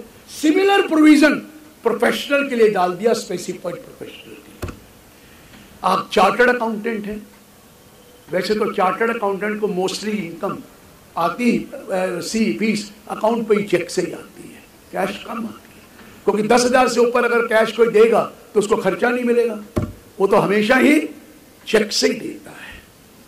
50% तक 50% प्रिज्यूम करते थे, total 50 lakh. Now this 50 lakh has been raised to 75 lakh. 75 lakh का 50% 37.5 तक आप दिखा दीजिए, हम we will not ask you any question, we will, you don't need to maintain your books account, but at the same time if it is more than 50%, you will have to show more. हाँ, bank से निकाल के रख लीजिए, फिर किसको क्या पता, और उसी कोई एसेट ना खरीदिए तो जो मर्जी करिए, अदरवाइज तो आपको फंड फ्लो देना ही पड़ेगा सूनर और लेटर। क्लियर हो गया सर? ये 3 करोड़ कर दिया गया, सॉरी 50 से 75 कर दिया गया, और बाद 2 से 3 करोड़ इंकरेज कर रहे हैं आपको कि आप डिजिटल काम करें, हम आपसे कम लेंगे और आपको टर्नओवर की प्रेजेंटिव में ज़्यादा बढ़ा।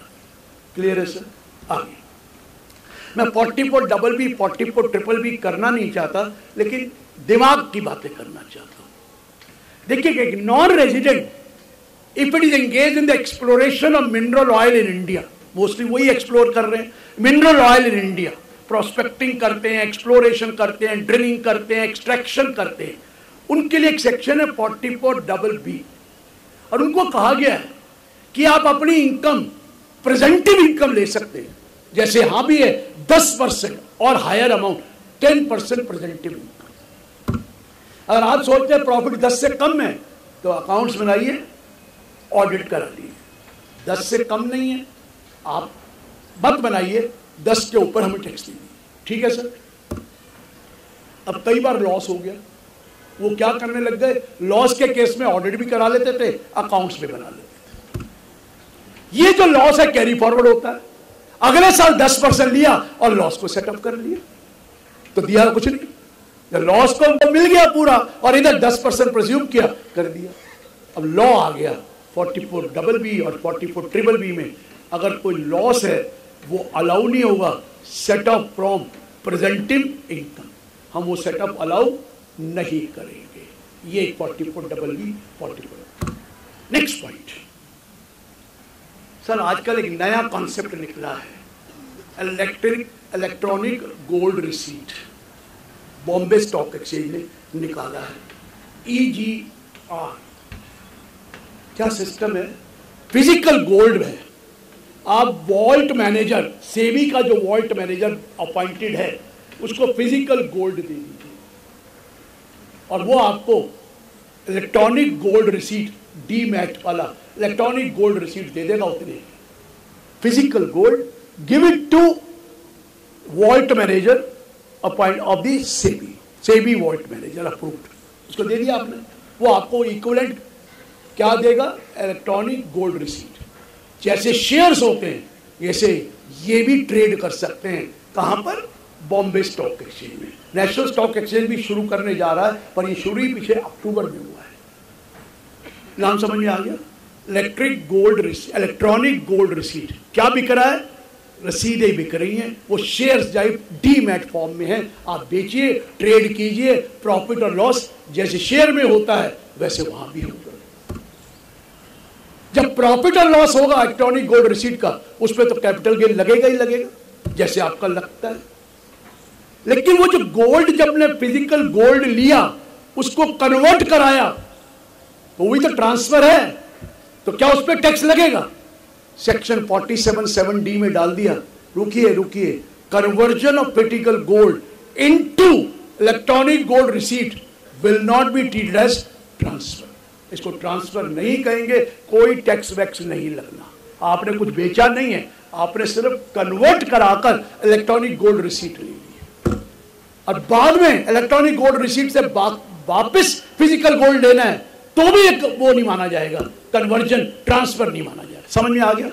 अपना गोल्ड दिया, शेयर ले लिया, शेयर नहीं है, इलेक्ट्रॉनिक गोल्ड रिसीट है, वो पड़ा हुआ है, बेचते रहे, कभी किसी को बेच दिया, अपने पास आ, दूसरे के पास आ गया, और वो कहता है मैं फिजिकल गोल्ड लेना चाहता हूं, ले ले, वो भी नहीं। लेकिन जब बेचेंगे तो कैपिटल गेन तो होगा ना। इलेक्ट्रॉनिक गोल्ड रिसीट को अगर गोल्ड बेचते तो भी तो होता, ये इलेक्ट्रॉनिक गोल्ड रिसीट बेची है, उसकी मार्केट वैल्यू होगी, आप बेच रहे, कहते रुकिए, आप पूछेंगे इलेक्ट्रॉनिक गोल्ड रिसीट जो है उसकी कॉस्ट क्या है, क्योंकि आपने तो बेचा है तो कॉस्ट निकालनी पड़ेगी, कैपिटल गेन निकालने के लिए सेल प्राइस माइनस कॉस्ट। कहते क्या कॉस्ट होगी इस इलेक्ट्रॉनिक गोल्ड रिसीट की? सेक्शन 49 में डाल दिया, ये कॉस्ट वही होगी जो फिजिकल गोल्ड की कॉस्ट थी, फिजिकल गोल्ड को ही तो कन्वर्ट किया था, जो फिजिकल गोल्ड की कॉस्ट है वो इलेक्ट्रिक गोल्ड रिसीट की कॉस्ट है। ये बिकते हैं 1 ग्राम 10 ग्राम 100 ग्राम के बना के गोल्ड रिसीट बनाई, वो कॉस्ट नहीं करे, तो ये कॉस्ट होगी। पीरियड ऑफ होल्डिंग क्या होगा? इलेक्ट्रिक गोल्ड रिसीट मैंने अभी कन्वर्ट कराई है, पीरियड ऑफ होल्डिंग क्या होगा? क्योंकि हमने long term capital gain, short term capital gain, कितना रुक जाइए, जो फिजिकल गोल्ड का पीरियड था वो भी तो इसमें काउंट होगा, क्योंकि आपने तो कन्वर्ट कराई है और वो ट्रांसफर तो नहीं मानी गई ना। So cost of the physical gold. और अब आप कैपिटल गेन निकाल सकते हैं। निकल गया सर? कैपिटल गेन के लिए क्या चाहिए? Period of holding. Capital gain के लिए चाहिए सेल प्राइस, और क्या चाहिए? कॉस्ट। कॉस्ट बता दी 49 में, ठीक हो गया सर। अब इलेक्ट्रिक गोल्ड रिसीट है आपके पास, वो आपने किसी और को बेची तो उसका कॉस्ट क्या होगा? एक ने दूसरे को बेची, दूसरे ने तीसरे की बेची। अब तो कैपिटल गेन निकालना है, एक इलेक्ट्रिक गोल्ड रिसीट से दूसरी इलेक्ट्रिक गोल्ड, जब दूसरे को बेचा तो कहता उसकी कॉस्ट क्या होगी? कहता जो इलेक्ट्रिक गोल्ड रिसीट की कॉस्ट थी, अब वो जो आपने सेल प्राइस की थी, आपने कितने की खरीदी थी? 10 करोड़ की, अब आगे बेच रहे हैं तो 10 करोड़ कॉस्ट है, 11 की बेची, वो भी 49 में ली। पीरियड ऑफ होल्डिंग क्या होगा? तो वही पीरियड ऑफ होल्डिंग होगा जो इलेक्ट्रिक गोल्ड रिसीट जिस दिन मिली और जिस दिन बाद बेची, शॉर्ट है कि लॉन्ग है, निकाल लीजिए। अब इलेक्ट्रिक गोल्ड रिसीट को आपने फिजिकल गोल्ड में कन्वर्ट कर दिया, तब क्या होगा? कहता कॉस्ट क्या होगी जब गोल्ड बेचेंगे? तो कहता जो इलेक्ट्रिक गोल्ड रिसीट की कॉस्ट थी वो आपकी कॉस्ट थी। समझ में आया सर? ये section 242A, section 47(7)(d), section 49 करके आपको सिस्टम बता दिया कि कैसे टैक्स लगेगा, क्योंकि बॉम्बे स्टॉक एक्सचेंज पीछे पड़ा था। सर ये क्लियर करो, हम इसको ट्रेड कर रहे हैं, इससे प्रॉफिट आ रहा है, और इसके बाद में कल टैक्स की लायबिलिटी आएगी तो क्या होगा? तो ये नया कॉन्सेप्ट आपको मैंने बता दिया। क्लियर है सर? आगे चलते हैं। सेक्शन 54 और 54F, जरा ध्यान से सुनिए। अभी तक क्या है? Any long-term capital gain arising from the transfer of a residential house property shall be exempt to the extent such capital gain is invested in the purchase of another residential house property within 1 year before or 2 years after, or in the construction of a new house property within a period of 3 years. यही है, and provided that new property should not be transferred in 3 years. यही लिखा है ना। जितना भी capital gain कमाते हैं घर बेचकर, अगर वो कैपिटल गेन आप लगा देते हैं दूसरी रेजिडेंशियल प्रॉपर्टी को, तब पूरा का पूरा माफ कर दें। कैपिटल गेन मैंने कंसीडरेशन ही का पूरा माफ कर। लोगों ने तो धंधा ही बना लिया, बड़े बड़े पैसेदार हैं, 5-5, 6-6 प्रॉपर्टी खरीद रखी है। एक रेजिडेंशियल हाउस प्रॉपर्टी बेची, कैपिटल गेन 15 करोड़ हुआ, दूसरी खरीद ली, 15 करोड़ लगा दिया, बाकी अपना पैसा घर ले लिया, जो कॉस्ट लगाई थी वो तो निकाल दिया ना, इंडेक्स कॉस्ट लगा दिया। फिर दूसरी बेची, उसको भी ऐसे किया। फिर जो नई खरीदी थी 3 साल बाद उसको फिर बेच दिया, और फिर कैपिटल गेन आया, फिर कैपिटल गेन लगाया, कॉस्ट निकाले। आप समझ रहे हैं, एक पैसा भी नहीं दिया और सारा का सारा आपका कैपिटल गेन माफ होता जा रहा है। एक प्रॉपर्टी बेचो, दूसरी खरीदो, एक प्रॉपर्टी बेचो, दूसरी खरीदो, मना नहीं। ये करोड़ों रुपया लोगों ने कैपिटल गेन का एग्जेम्पशन लिया। अब उन्हें कहा कि देखिए हम मना नहीं करते, लेकिन मैक्सिमम जो एग्जेम्पशन देंगे पर प्रॉपर्टी, मैं बाकी नहीं कह रहा, can not exceed 10 crore. 10 crore से ऊपर का एग्जेम्पशन नहीं देंगे अगर कैपिटल गेन का आया है। मतलब अगर कैपिटल गेन 25 करोड़ है, आपने लगा दिया दूसरी प्रॉपर्टी में, तो 10 करोड़ का एग्जेम्पशन देंगे, बाकी 15 करोड़ रुपए में तो टैक्स देना ही पड़ेगा। अगर कैपिटल गेन 8 करोड़ है, 8 ही लगा दीजिए, पूरा माफ। 10 से ऊपर करेंगे तो हम 10 तक माफ करेंगे, उससे ऊपर नहीं करेंगे, ताकि कम से कम 10 बड़ा अमाउंट नहीं है। कहते छोटे आदमी को चाहिए कि घर पुराना बेच रहा है, नया खरीद रहा है, तो उसको कैपिटल गेन हुआ, चलो जो पैसे उसको कॉस्ट लगाई थी वो इंडेक्स कॉस्ट घर मिल गई, उसको जरूरत है, बेटी की शादी करनी है, जो भी करना है चाहिए, और बाकी कैपिटल गेन का एक नया घर ले लिया। पर्पस तो यही था। तो ये तो उन्होंने 10 करोड़ की लिमिट लगा दी है 54 में, पहले से ऐसा नहीं था। क्लियर हो गया सर? 10 करोड़ की लिमिट। अब एक और सेक्शन भी है 54 है, वो क्या कहता है, you sell any capital asset other than residential house property and there is a long term capital gain. उससे लॉन्ग टर्म कैपिटल गेन हुआ है तो हम वो पूरा का पूरा लॉन्ग टर्म कैपिटल गेन माफ कर देंगे, provided you invest the entire net consideration price in a purchase of a residential house property provided you do not own more than one house property। मतलब आपने शेयर्स बेचे, 15 करोड़ के share बेचे, capital gain हुआ। Suppose 15 crore के share में आपको 9 करोड़ रुपया कैपिटल गेन हो गया। अगर आपने 9 करोड़ रुपए की एग्जेम्पशन लेनी है, पूरा 15 करोड़ रुपया आपको इन्वेस्ट करना पड़ेगा, किसमें? House property. 15 कर दिए, 9 का एग्जेम्पशन, लेकिन आपने 12 किया तो 9 करोड़ इंटू 12/15 मिलेगा। That is long term capital gain into amount invested divided by net consideration price. कितना लॉन्ग टर्म कैपिटल था? 9 करोड़ था। 9 इंटू लगाया कितना? 12। टोटल कितनी थी? 15। 12। और मैंने 9 ही लगाया, 54 में तो पूरा 9 माफ हो जाता था। यहां क्या होगा? 9 इंटू 9 डिवाइडेड बाई 50। क्लियर है sir? 9 into 9 divided by 50। Proportionate करेंगे, 100% कंसिडरेशन लगा ली, 100% माफ। कैपिटल गेन माफ क्या? Capital gain 9 crore. अगर 70% कंसिडरेशन प्राइस, 70% कैपिटल गेन माफ। 40% लगा तो 40% माफ। क्लियर हो गया? अब क्या कहा है? लुक हियर, अगर आपने बेचा है तो जो अमाउंट इन्वेस्टेड करना है वो 10 करोड़ से ऊपर कर ही नहीं सकते। आप करें, हम 10 करोड़ तक का करेंगे। मतलब क्या हुआ? मेरा 9 करोड़ रुपया प्रॉफिट आया, मैंने 15 करोड़ लगा दिया, तो मुझे एग्जेम्पशन क्या मिलेगी? 9 इंटू 15/15 नहीं मिलेगी, 9 इंटू 10/15 मिलेगी। मैंने 12 करोड़ लगा दिया, 9 इंटू 12/15 मिलेगी। मैंने 11 करोड़ लगाया, 9 इंटू 11/15 मिलेगी। मैंने 9 लगाया तो 9 इंटू 9/15 मिलेगी। मतलब वो 10 रह जाएगा। 10 से ऊपर वाले का अमाउंट इन्वेस्टेड इग्नोर कर देंगे। 10 से ऊपर जितना भी अमाउंट इन्वेस्टेड है, मतलब न्यूमरेटर 10 से ऊपर नहीं होगा, डिनोमिनेटर तो जो नेट कंसिडरेशन प्राइस है multiplied by long term capital gain. ये क्लियर हुआ सर? Is it clear? ये आया है जो मैंने आपको बताया, जिसका आपको 54 दोनों बता। टेक्निकल एक और चीजें बता दूं, फिर आपको लाता हूं, क्योंकि आप नई इंटरेस्टिंग चीजें भी बताऊंगा। देखिए हमारे यहां लॉ है, सेल्फ जनरेटेड एसेट को हम कॉस्ट निल मान रहे हैं। किस आइटम की? गुडविल ऑफ ए बिजनेस और a profession, right to carry on right to carry on any business, right to manufacture or produce an article, tenancy right, loom hours, इन सब का हमने क्या किया हुआ है? अगर सेल्फ जनरेटेड है तो कॉस्ट निल है। अगर इंटेंजिबल एसेट है जो ऊपर कवर्ड नहीं, उसका क्या होगा? कल कहेंगे कि ये तो हमने ये बेची है, ये तो कवर्ड नहीं है, निल है, तो हम तो श्रीनिवासा शेट्टी की सुप्रीम कोर्ट लगाकर कहेंगे कंप्यूटेशन प्रोविजन फेल और कोई कैपिटल गेन टैक्स नहीं लगेगा। इस साल उन्होंने इंटेंजिबल एसेट और any other right which is not covered को कह दिया अगर वो सेल्फ जनरेटेड है तो उसकी कॉस्ट भी निल होगी। निल होगी तो आपको। अब एक और खतरनाक प्रोविजन सुनिए सर, ये बहुत खतरनाक एंजल प्रोविजन टैक्स आया है।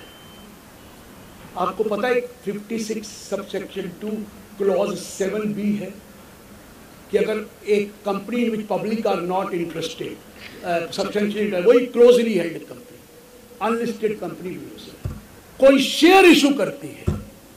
पहले तो हमारे जमाने में 10 रुपए का शेयर 990 रुपए प्रीमियम पे बिकता था। शुरू तो कलकत्ता से हुआ था, गंगोत्री तो वो थी, लेकिन बहती तो पूरी कंट्री भी थी। कितना कितना प्रीमियम पे शेयर बेचते थे। अरे नई कंपनी बनी है और 990 रुपए प्रीमियम, ऐसी तो कमाल की कंपनी थी। It can only happen in India. ये होता रहा। फिर लोगों ने बना दिया कि कोई भी अनलिस्टेड कंपनी शेयर इशू करेगी, पहले तो फेस वैल्यू से ऊपर करेगी, but it can not exceed more than the fair market value of that share. अगर फेयर मार्केट वैल्यू से ऊपर करेंगे तो difference between the issue price and fair market value वो कंपनी की इनकम मान ली जाएगी। यही आया था 7B में। Issue to resident, resident word था, रेजिडेंट को शेयर इशू किए, फेयर मार्केट वैल्यू 11UA2 में निकाली, वो 25 रुपए आ रही है और आपने 50 रुपए का इशू कर दिया, 60 रुपए का कर दिया, तो कहता था नहीं 25 से ऊपर नहीं करेंगे, 60 का करेंगे तो 60 माइनस 25 35 पर शेयर वो कंपनी की इनकम मान ली, not more than fair market में। ये आया था provided it is issued to resident, non resident का नहीं था। तो नॉन रेजिडेंट बहुत पैसा इन्वेस्ट करते थे, उनको कहते थे सारा प्रीमियम दिखा दो, बाकी तो शेयर वैल्यू तो 10 रुपए है, 500 दे दो। कोई लॉ ही नहीं है। फैमा में लिखा हुआ है कि नॉन रेजिडेंट यहां पर इन्वेस्ट कर सकते हैं शेयर में, लेकिन मार्केट वैल्यू से कम पे नहीं कर सकते, लेकिन मार्केट वैल्यू से ज्यादा से तो कर सकता है। जितना पैसा बाहर से आ रहा है वी वेलकम, हमें क्या दिक्कत है। फैमा कहता है कम पे नहीं आना, हमारा पैसा जाए नहीं, वहां से ज्यादा आ सकता है। इस साल क्या किया है, वर्ड रेजिडेंट हटा दिया है। मतलब अब आप शेयर रेजिडेंट को इशू करें या नॉन रेजिडेंट को इशू करें, kindly note it cannot be issued for a price more than the fair market value determined as per section 11A UA subsection 2 rules 11 UA sub rule 2। उससे ज्यादा पे करेंगे तो बाकी टैक्स पर कंपनी को लग जाए। सर ये खतरनाक प्रोविजन आया है। अब आपको पैसा जो बाहर से आता था, किसी भी फॉर्म में आता था, हम ले लेते थे शेयर प्रीमियम करके, अब मार्केट वैल्यू से ऊपर आप नहीं लेंगे। फैमा अलाउ करता है, फैमा कहता है मार्केट वैल्यू से कम पे नहीं होगा, इनका कहता है मार्केट वैल्यू से ज्यादा पे नहीं होगा, तो बाकी पे टैक्स तो क्लियर हो गया। सर ये ध्यान रखना, ये 1 अप्रैल 2024 से आ गया है, आ नहीं जा रहा है, 24-25 असेसमेंट ईयर, प्रीवियस ईयर 23-24 से आ रहा है। क्लियर हुआ सर। 56 सबसेक्शन 2 क्लॉज 7B मैंने आपको, मैं अभी 70 to 79 ले देता। हमारे मोदी जी में बहुत हिम्मत है और कुछ ना कुछ कर देते हैं। इस बार भी कर दिया। क्या कर दिया? 80G सेक्शन है सर। 80G सेक्शन में लिखा है कुछ 3 आदमी हैं जिनको डोनेशन दें तो पूरी माफ होती है, डिडक्शन अलाउ होती है 100%। मोदी जी ने कहा नाम वाली तो हटानी पड़ेगी। कौन से वो 3 है? Jawaharlal Nehru memorial fund, Indira Gandhi memorial trust, Rajiv Gandhi foundation. कह दिया 1 अप्रैल 2023 के बाद अगर इनको डोनेशन देंगे तो आपको कोई भी डिडक्शन नहीं मिलेगी। ये कह दिया, हिम्मत की है। मैं घबराया, मैंने कहा पार्लियामेंट में शोर ही नहीं मचा, ये कैसे हो सकता है। बाद में देखा वहां तो लिखा हुआ है section 80G subsection 1 clause IV, clause VI और क्लॉज 7 डिलीटेड। उन बेचारों को क्या पता ये क्या है। बात समझ गए? ये डिलीट कर दी। अब कहां से पता लगेगा? अब जब देखेंगे, किसी से पूछेंगे, तब समझ में आएगा। फिर पार्लियामेंट में क्या होगा? राजनीति से किया गया है। वो कहता पर्सनल नाम से क्यों आ रहे हैं ये? मैं तो सोच रहा था कहीं अगला एक और फंड ना बन जाए थोड़े दिनों में। अब नहीं बनेगा। इनको कोई डिडक्शन नहीं देंगे 1 अप्रैल 2023 से।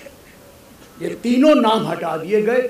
हाँ, प्राइम मिनिस्टर को दो, प्राइम मिनिस्टर रिलीफ फंड, प्रधानमंत्री योजना, ये तो नाम है ना, ये कोई किसी का पर्सनल नाम तो नहीं है ना। चीफ मिनिस्टर फंड दीजिए उनको, but I will not allow you in the name of a specified person. उनका नाम क्यों डाला गया है? जवाहरलाल नेहरू मेमोरियल फंड को अब डोनेशन माफ नहीं होगी, डिडक्शन नहीं मिलेगी।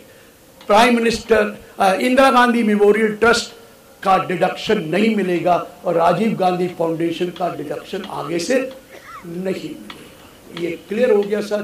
80G में अब ये डिडक्शन आपको नहीं मिलेगा। क्लियर है सर? आगे चलते हैं। अब जिससे मैंने शुरू किया था वहां आ रहा हूं। 115BAE ये सबके सुनने वाला, पर्टिकुलरली काफी चेंजेस आई है। याद कीजिए 21-22 असेसमेंट ईयर के लिए एक न्यू रिजीम आई थी। क्या रिजीम आई थी कि देखिए अगर आप न्यू रिजीम में जाएंगे तो हम टैक्स का रेट इंडिविजुअल रेशियो का ये वाला रखेंगे। क्या? पहला 2,50,000 full exempt, next 2,50,000 5%, next 2,50,000 10%, next 2,50,000 15%, next 2,50,000 20%, next 2,50,000 25% and above 50 lakh 30%। ये करा था सर, सबको पता है।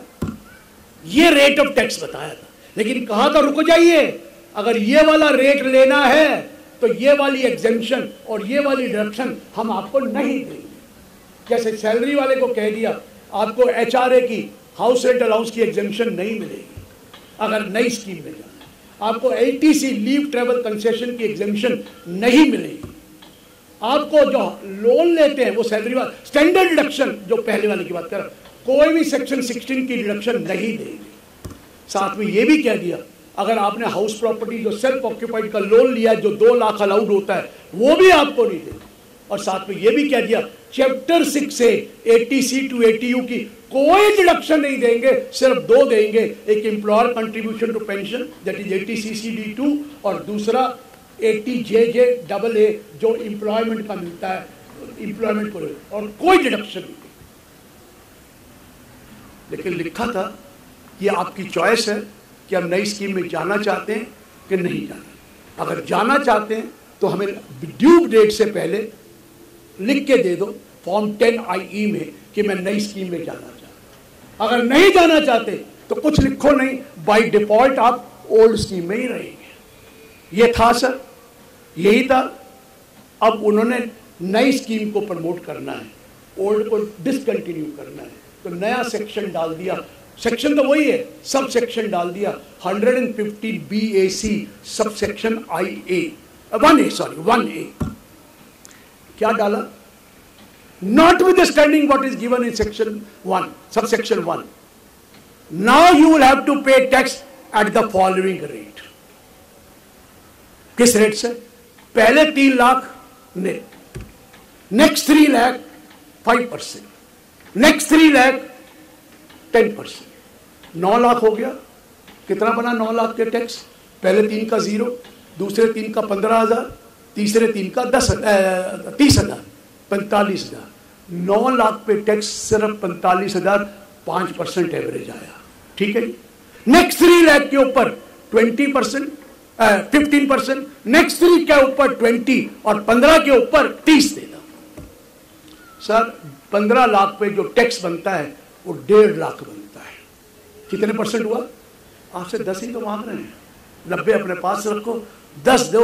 लेकिन एक चीज बता दो, कोई डिडक्शन एग्जेम्पशन नहीं देंगे। एक दे दी और वो है स्टैंडर्ड डिडक्शन सैलरी वालों को 50,000 रुपए की। या फैमिली पेंशन है तो वो भी दे, बाकी कोई और डिडक्शन नहीं देंगे। आप सीधा सीधा टैक्स दो, कितना सिंप्लीफाई हो गया। क्यों सीए के पास जाते हो, 15 लाख है, लाओ 1.5 लाख लो और अपना मजे करो।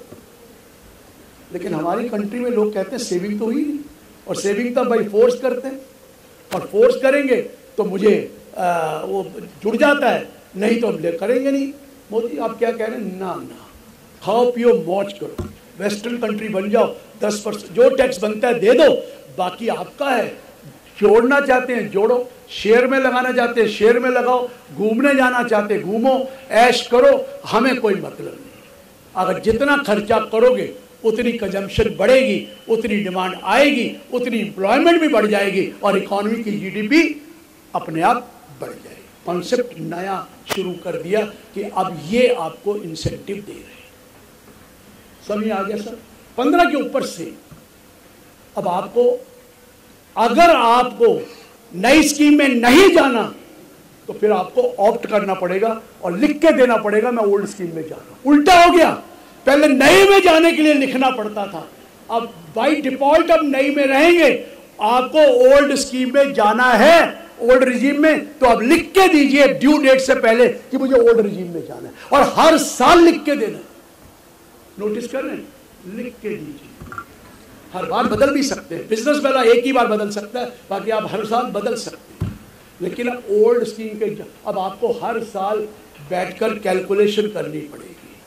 अगर नई स्कीम में है तो कितना टैक्स बनेगा, ओल्ड स्कीम में है ये डिडक्शन विडक्शन लेकर कितना टैक्स बनेगा, कौन सा ठीक है उस, अगर तो नई स्कीम ठीक है तो चुप चुप होकर रिटर्न भर दो, बाय डिफॉल्ट है।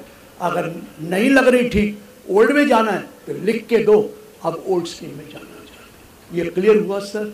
ये नया कॉन्सेप्ट निकाला कि आस्ता आस्ता ओल्ड स्कीम अपने आप ही डिसकंटिन्यू हो जाएगी, क्योंकि आपको लगेगा यार मैं कैलकुलेट कर 80 क्यूबी में डिडक्शन मिलता है, वो बहुत बड़ा अमाउंट है, 30% 90,000 बनता है, सरचार्ज वगैरह मिलाकर और हो जाता है। तो मैं तो सोचूंगा बैठकर मुझे जाना है कि नहीं जाना है। लेकिन आप अगर सोचेंगे, बहुत 95% लोग वो होंगे, कोई फायदा नहीं है ओल्ड स्कीम में जाने का, let us remain in the new scheme. और ठीक है, हमने लिख के ही नहीं दिया, जब देखेंगे फायदा है तब लिख के दे देंगे मुझे ओल्ड में जाना है। क्लियर हुआ सर? एक और बड़ा अच्छा काम किया, पुरानी स्कीम वालों को नहीं छेड़ा, जो रिवेट थी 87A में 5 लाख की, वो कहता जो नई स्कीम में जाएगा लिख के नहीं है, बाय डिफॉल्ट है, हम आपको 7 लाख तक एग्जेम्पशन दें, कोई टैक्स नहीं, एग्जेम्पशन नहीं है, 7 लाख पे टैक्स निकाला, उतना ही रिवेट दे दिया। 25 लाख बनता है, 25,000 बनता है, 25,000 की रिवेट दे, tax payable zero, tax payable zero, 100% tax, maximum 25,000 आपको रिवेट मिल जाएगी, 7 लाख पे कोई टैक्स नहीं। इवन सैलरी अगर है तो 750 पे कोई टैक्स नहीं है, तो 50,000 स्टैंडर्ड डिडक्शन ले लेना, 7 वो ले लेना, टोटल 7,50,000 पे सैलरी वाले का कोई टैक्स नहीं है। ऐसा है तब तक नई रिजीम में रहना, टैक्स कोई देना ही नहीं है, जो 750 से कम है, और जो 750 से ऊपर है वो एक बारी कैलकुलेट कर लेना कि आप नई में जाना चाहते हैं, या नई में जाना चाहते हैं तो कैलकुलेट, चुप रहना, पुरानी में जाना चाहते हैं फायदा है तो लिख कर देना, नहीं तो आप पुरानी स्कीम में जा ही नहीं सकते। क्लियर है सर? क्लियर है? अब मुझे थोड़ा स्पीड करना पड़ेगा कि लोग अब घड़ियां देखने लग गए, मतलब यार इतनी देर हो गई, ये क्यों बोर कर रहे हैं? मैं बोर नहीं कर रहा सर, लॉ बोर कर रहा है 122 अमेंडमेंट डालकर।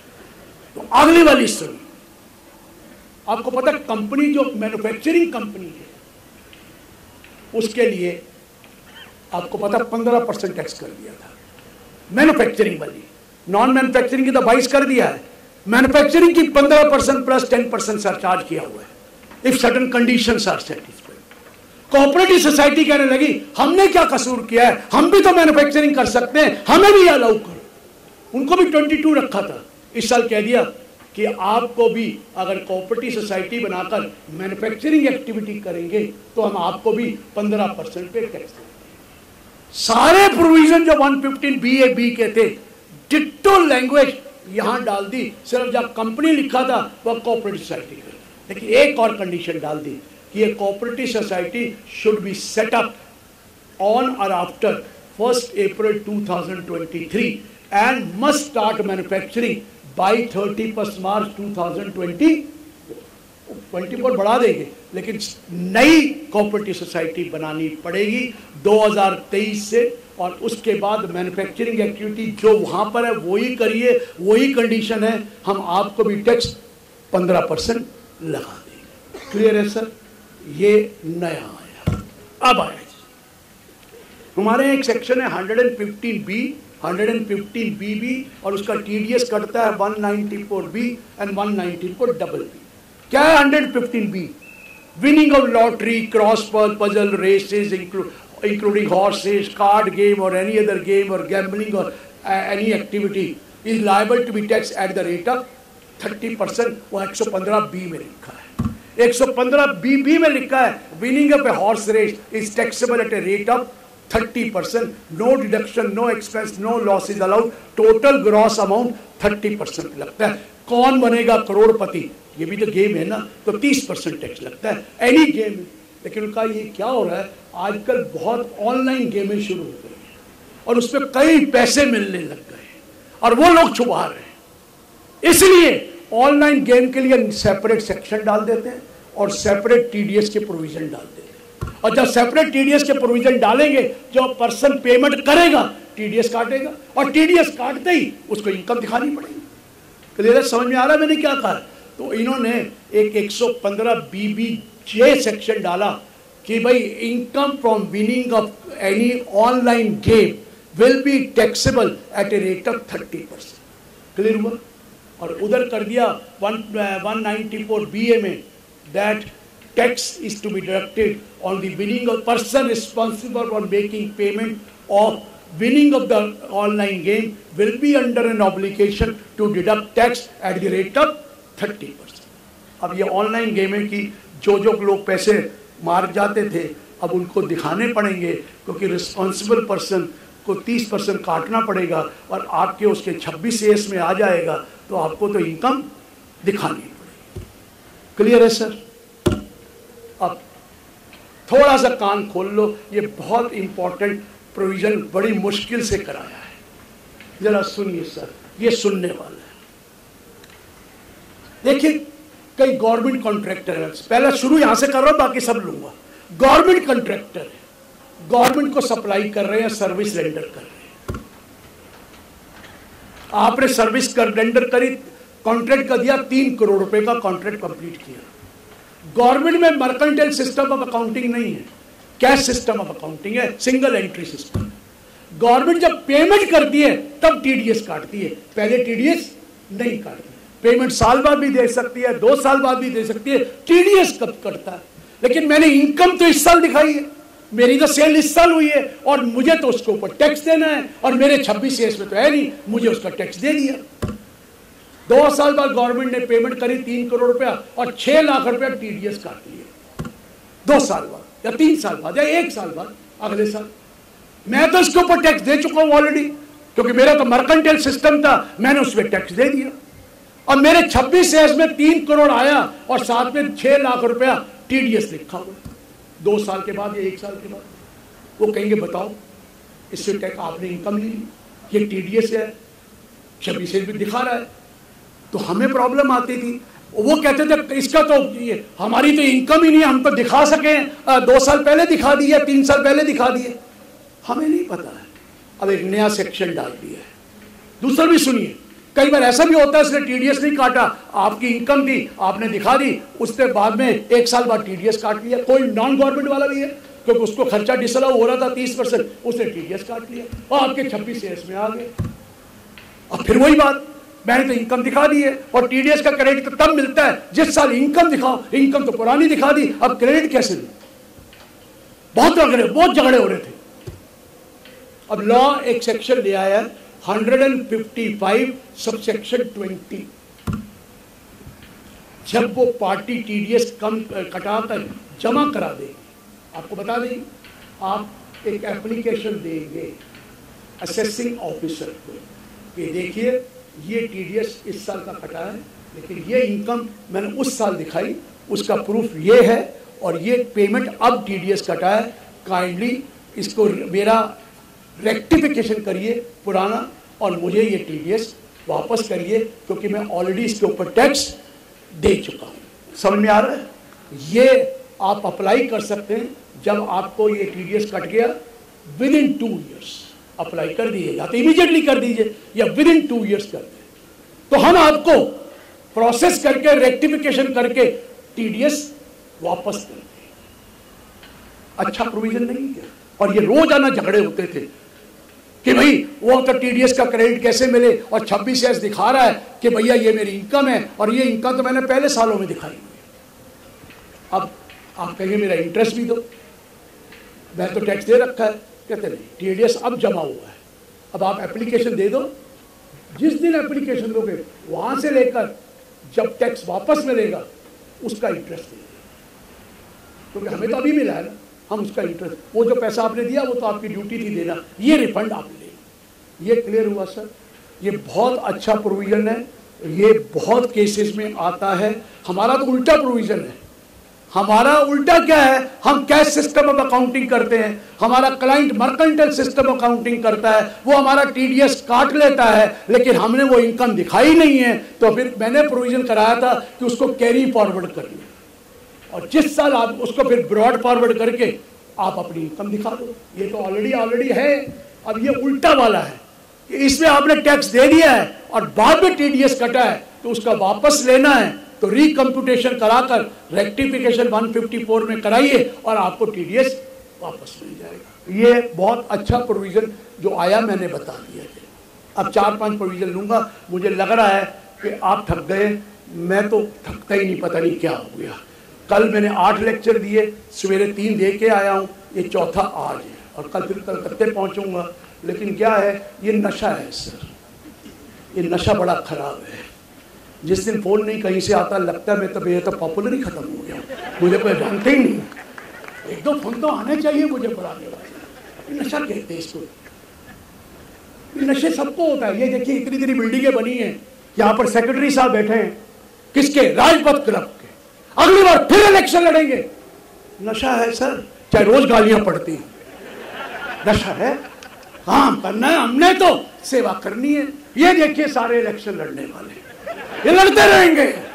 पहले ब्रांच के चेयरमैन बने, फिर रीजनल काउंसिल में आए, अब सेंट्रल काउंसिल में आए हैं, अब प्रेसिडेंट की तरफ नजर आ रही है ना नशा।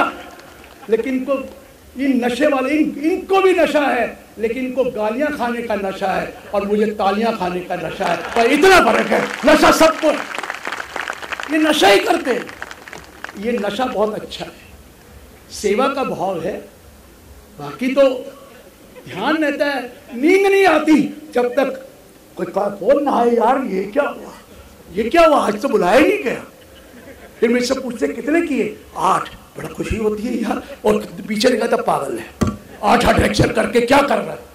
नशे की कोई कीमत नहीं होती सर, जुनून है, जुनून की कोई कीमत नहीं होती, कुछ नहीं कह सकते। इस उम्र में मैं 77 होने वाला हूं, और फिर भी मैं 12-12 घंटे लेक्चर दे सकता हूं। मैंने ये क्यों यूज किया? सर योगा शुरू कर दीजिए, योगा बहुत अच्छी चीज है, कोई पैसा नहीं खर्च होता, खुद ही करिए। और आपको बताऊं, बहुत रिलीफ मिलता है। प्राणायाम करिए और कुछ योगा करिए रोजाना, आप देखेंगे कितना फर्क पड़ता है। इतना फर्क पड़ेगा, आप कहेंगे मुझे कहीं नहीं जाना, कोई मुझे प्रॉब्लम नहीं है। मैंने 55 साल, 40 से 55-56 साल तक चश्मा भी लगाया था रीडिंग का, और आज मैं चश्मा नहीं लगाता। इस उम्र में भी मैं एक लाइन पढ़ लेता, अखबार भी पढ़ लेता। ये सब योगा और प्राणायाम का देन है। और बाई चांस मेरी तो एसोसिएशन भी हो गई स्वामी रामदेव जी के पास, आपको पता ही है, मैं तो उनके बोर्ड में भी हूँ। मैं कोई पब्लिसिटी करने नहीं आ रहा, मैं सिर्फ योगा बता रहा हूँ आपके फायदे के, सबके फायदे के। Please do yoga every day, please do pranayama every day. आप कम से कम 1 घंटा कर लीजिए। मैंने कम से कम 1 घंटा किया, शुरू तो आधे घंटे से ही कर लीजिए। 15 मिनट प्राणायाम कर लीजिए, 15 दिन योगा कर लीजिए। मैं आपको बता रहा हूँ, किसी को डायबिटीज है, मैं गारंटी देता हूँ उसकी डायबिटीज खत्म हो जाएगी। किसी को थायराइड है, मैं गारंटी देता हूँ उसका थायराइड खत्म हो जाएगा। लेकिन फॉलो करना पड़ेगा जो उसका सिस्टम है। ऐसा नहीं है, हम लोग सब कुछ भी है लेकिन हम अपने शरीर का मैं भी नहीं ध्यान रखता। मैंने 15 किलो वजन भी कम किया है। लोग कह रहे बड़े कमज़ोर नज़र आ रहे हैं। भैया कमज़ोर तुम्हें नज़र आ रहा हूँगा, मैं तो बहुत फिट नज़र आ रहा हूँ। इसलिए कह रहा हूँ कि योगा करने से बहुत फायदे होते हैं। तो मैं वापस आ रहा हूँ कि एक तो असेसमेंट, स्क्रूटनी असेसमेंट होती थी, उसके 9 महीने कर दिए थे, ये दोबारा 12 महीने कर दिए। 22-23 का जो टाइम बार्ड पीरियड होगा वो 12 मंथ्स होगा, 9 मंथ्स नहीं होगा। पीछे 9 मंथ कर दिया था ना, दोबारा 12 कर। इवन अपडेटेड रिटर्न का टाइम पीरियड होगा 12 month from the end of the financial year in which updated return is filed. मैंने कहा था कि अपडेटेड रिटर्न हमसे गलती हो गई, तो रिटर्न में कुछ छोड़ गए और आप पेनल्टियां लगाएंगे। वो खुद चाहता है कि मैं टैक्स देना, तो अपडेटेड रिटर्न अलाउ कर दो। लेकिन हमने कहा था 10% 1 साल के लिए, और 2 साल हो तो 15 लगाना। लेकिन उन्होंने माना नहीं, 25 और 50 कर दिया, जो थोड़ा सा चुभता है। लेकिन फिर भी अपडेटेड रिटर्न एक बहुत बड़ा अच्छा कॉन्सेप्ट है कि आपको कोई पेनल्टी नहीं लगेगी, सिर्फ जो टैक्स देना पड़ा और इंटरेस्ट देना पड़ा और आप छूट जाएंगे, अननेसेसरी आप परेशान होंगे। गलती तो इंसान करता ही रह ही जाती है और उसको ठीक करनी है अपडेटेड रिटर्न। तो मैंने ये कहा, अब ये कौन है, आपका केस पेंडिंग है और सर्च हो गया, कोई सीजर हो गया, अब कोई आपका रिक्विजिशन हो गई बुक्स, या मनी बुलियन ज्वेलरी पाया गया फॉर अदर्स, या कोई एसेट पाए गए जो अदर्स किए, उस केस में 12 महीने के साथ फर्दर 12 महीने ऐड कर दिए गए, 24 मंथ्स में ये पीरियड बढ़ा गया। अब 2-4 चीजें और करनी है। एक और चीज, आपको 148A(D) का आ जाता है कि अब आपको आपका इनकम स्केपिंग असेसमेंट है और आपको नोटिस दिया जाता है 148 में, kindly file a return of income, there is some income which has escaped assessment, kindly file a return of income in the time specified in the notice. अब time specified नहीं है, आपको वो रिटर्न 3 महीने में फाइल करनी ही पड़ेगी, otherwise वो माना जाएगा कि आपने कोई रिटर्न फाइल की नहीं है, तो फिर 144 में असेसमेंट आपका कर दें। ये भी आपको बता। अब कुछ प्रोविजन वो थे जो TDS के, उसमें तो एक जो विड्रॉल 1 करोड़ रुपया था कोऑपरेटिव सोसाइटी का 3 करोड़ कर दिया, वो ज़्यादा नहीं। सबसे खतरनाक प्रोविजन जो किया है वो 206C(1)G लिबरलाइजेशन स्कीम में, LRS में आप पैसा इंडिया से बाहर भेजते हैं सर। इन्होंने TCS शुरू कर दिया है। TCS क्यों शुरू किया सर? करोड़ों रुपया इंडिया से गया है, और जब उन्होंने लिस्ट बनाई तो उसमें 80% लोग वो थे जिन्होंने आज तक इनकम टैक्स की रिटर्न ही नहीं भरी हुई और पैसा भेज रहे। कितना हवाला से गया पैसा, वो बंदे ही नजर नहीं आ रहे, उनको नोटिस दिए, पता नहीं कैसे जा रहे थे। उन्होंने कहा भैया अब तो नाम वाम पता, सब पैन नंबर लेना है, तो TCS काटना शुरू कर दे। अब आप लिबरलाइज में स्कीम में $2.5 लाख हर साल भेज सकते हैं।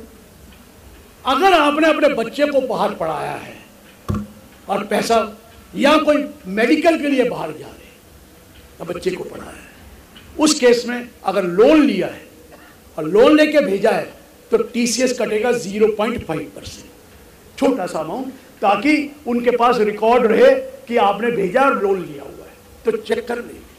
अगर लोन नहीं लिया है फिर भी भेजा है तो 5% TCS कटेगा फॉर मेडिकल एंड एजुकेशन। और गुजराती तो बहुत बाहर पैकेज टूर में जाते हैं, घूमते ही रहते हैं, बहुत जाते हैं, पैकेज टूर बहुत करते थे। तो लास्ट टाइम आ गया था 5% TCS कलेक्ट होगा, 5%, अब कह दिया 20% होगा, 20% TCS होगा। अब आपका पैकेज टूर 2 लाख का है तो 40,000 रुपये TCS और मांगेगा, वो 40,000 का आप बाद में क्रेडिट ले लें। और किसी और कारण भेजा है तो भी 20% TCS कटेगा। सपोज मैं अपने बेटी को पैसे भेजना चाहता हूँ, मेडिकल के नहीं, एजुकेशन के लिए नहीं, वो है मेंटेनेंस के लिए, वैसे ही गिफ्ट देना चाहता हूँ, हालांकि माँ है, लेकिन मैं LRS में भेजा हूँ अगर 1 करोड़ भेजना चाहता हूं तो 20 लाख रुपया वो टीसीएस से मांगेगा। 1 करोड़ 20 हो गया, वो करोड़ रुपया तो उसको टैक्स नहीं लगना, मुझे तो 20 लाख लेने के लिए टीसीएस का क्रेडिट लेना पड़ेगा। कितना ज्यादा अमाउंट है सर, कई पैसे। तो अब आपका टीसीएस का रेट 20% कर दिया है। अगर वो पैकेज टूर का है या पर एनी अदर केस का है except education and medical, 20%। It is not a small amount sir. पहले पैकेज टूर का खर्च करो, फिर उसके ऊपर टीसीएस करो, फिर टीसीएस का वापस लो, क्रेडिट तो लोगे ही लोगे ना। ये बहुत ज्यादा अमाउंट है। मैं पैकेज टूर में तो फिर भी सोच लेता हूं, लेकिन बाकी काम के लिए कोई मेंटेनेंस है, मैं उनको पैसा भेज रहा हूं, मेडिकल में एजुकेशन नहीं, वो और कोई चीज दे रहा हूं, तो उसके लिए 20% तो मुझे टीसीएस देना ही पड़ेगा। ये सारे कारण हुए मनी लॉन्ड्रिंग वाले, क्योंकि मनी यहां से लॉन्ड्री की गई और बाहर भेजा गया और उसके ऊपर टैक्स नहीं दिया गया। सो ये भी एक पॉइंट मैं आपको बताना चाहता था कि प्लीज नोट। बाकी तो 2, 4, 10 पॉइंट रह गए, लेकिन मैं देख रहा हूं कि अब आप घड़ियां देख रहे हैं, तो चलिए, thank you very much for the patient hearing sir, thank you. Sir वो कहते हैं कुछ ज़्यादा ख्वाहिश नहीं जिंदगी तुझसे, बस इतना कर मेरा अगला कदम पहले से ज़्यादा बेहतर हो। Sir thanks, and I request Nirav bhai to give well deserved vote of thanks for. I'll request all the members to kindly be seated for a couple of more minutes. Sir has taken so much of pain traveling from all the way from New Delhi to here. Sir is delivering back-to-back lectures. We can spare 2 minutes for the vote of thanks. Sir ने आपने नशा और जुनून की बात किया sir, we salute your passion towards the profession sir. It's because of you many of the chartered accountants and laymen are able to decode the budget in a very friendly manner. I am honored to extend a heartfelt vote of thanks to Girish Ahuja sir for gracing us with his presence and delivering a thought-provoking speech at our conference on budget. As we all know, Ahuja sir is a stalwart of the profession and his insight on the budget and finance are invaluable.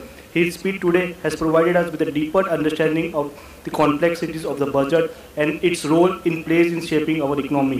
We are grateful for his willingness to share his knowledge and experience with us and for taking the time for coming here and making this conference a success.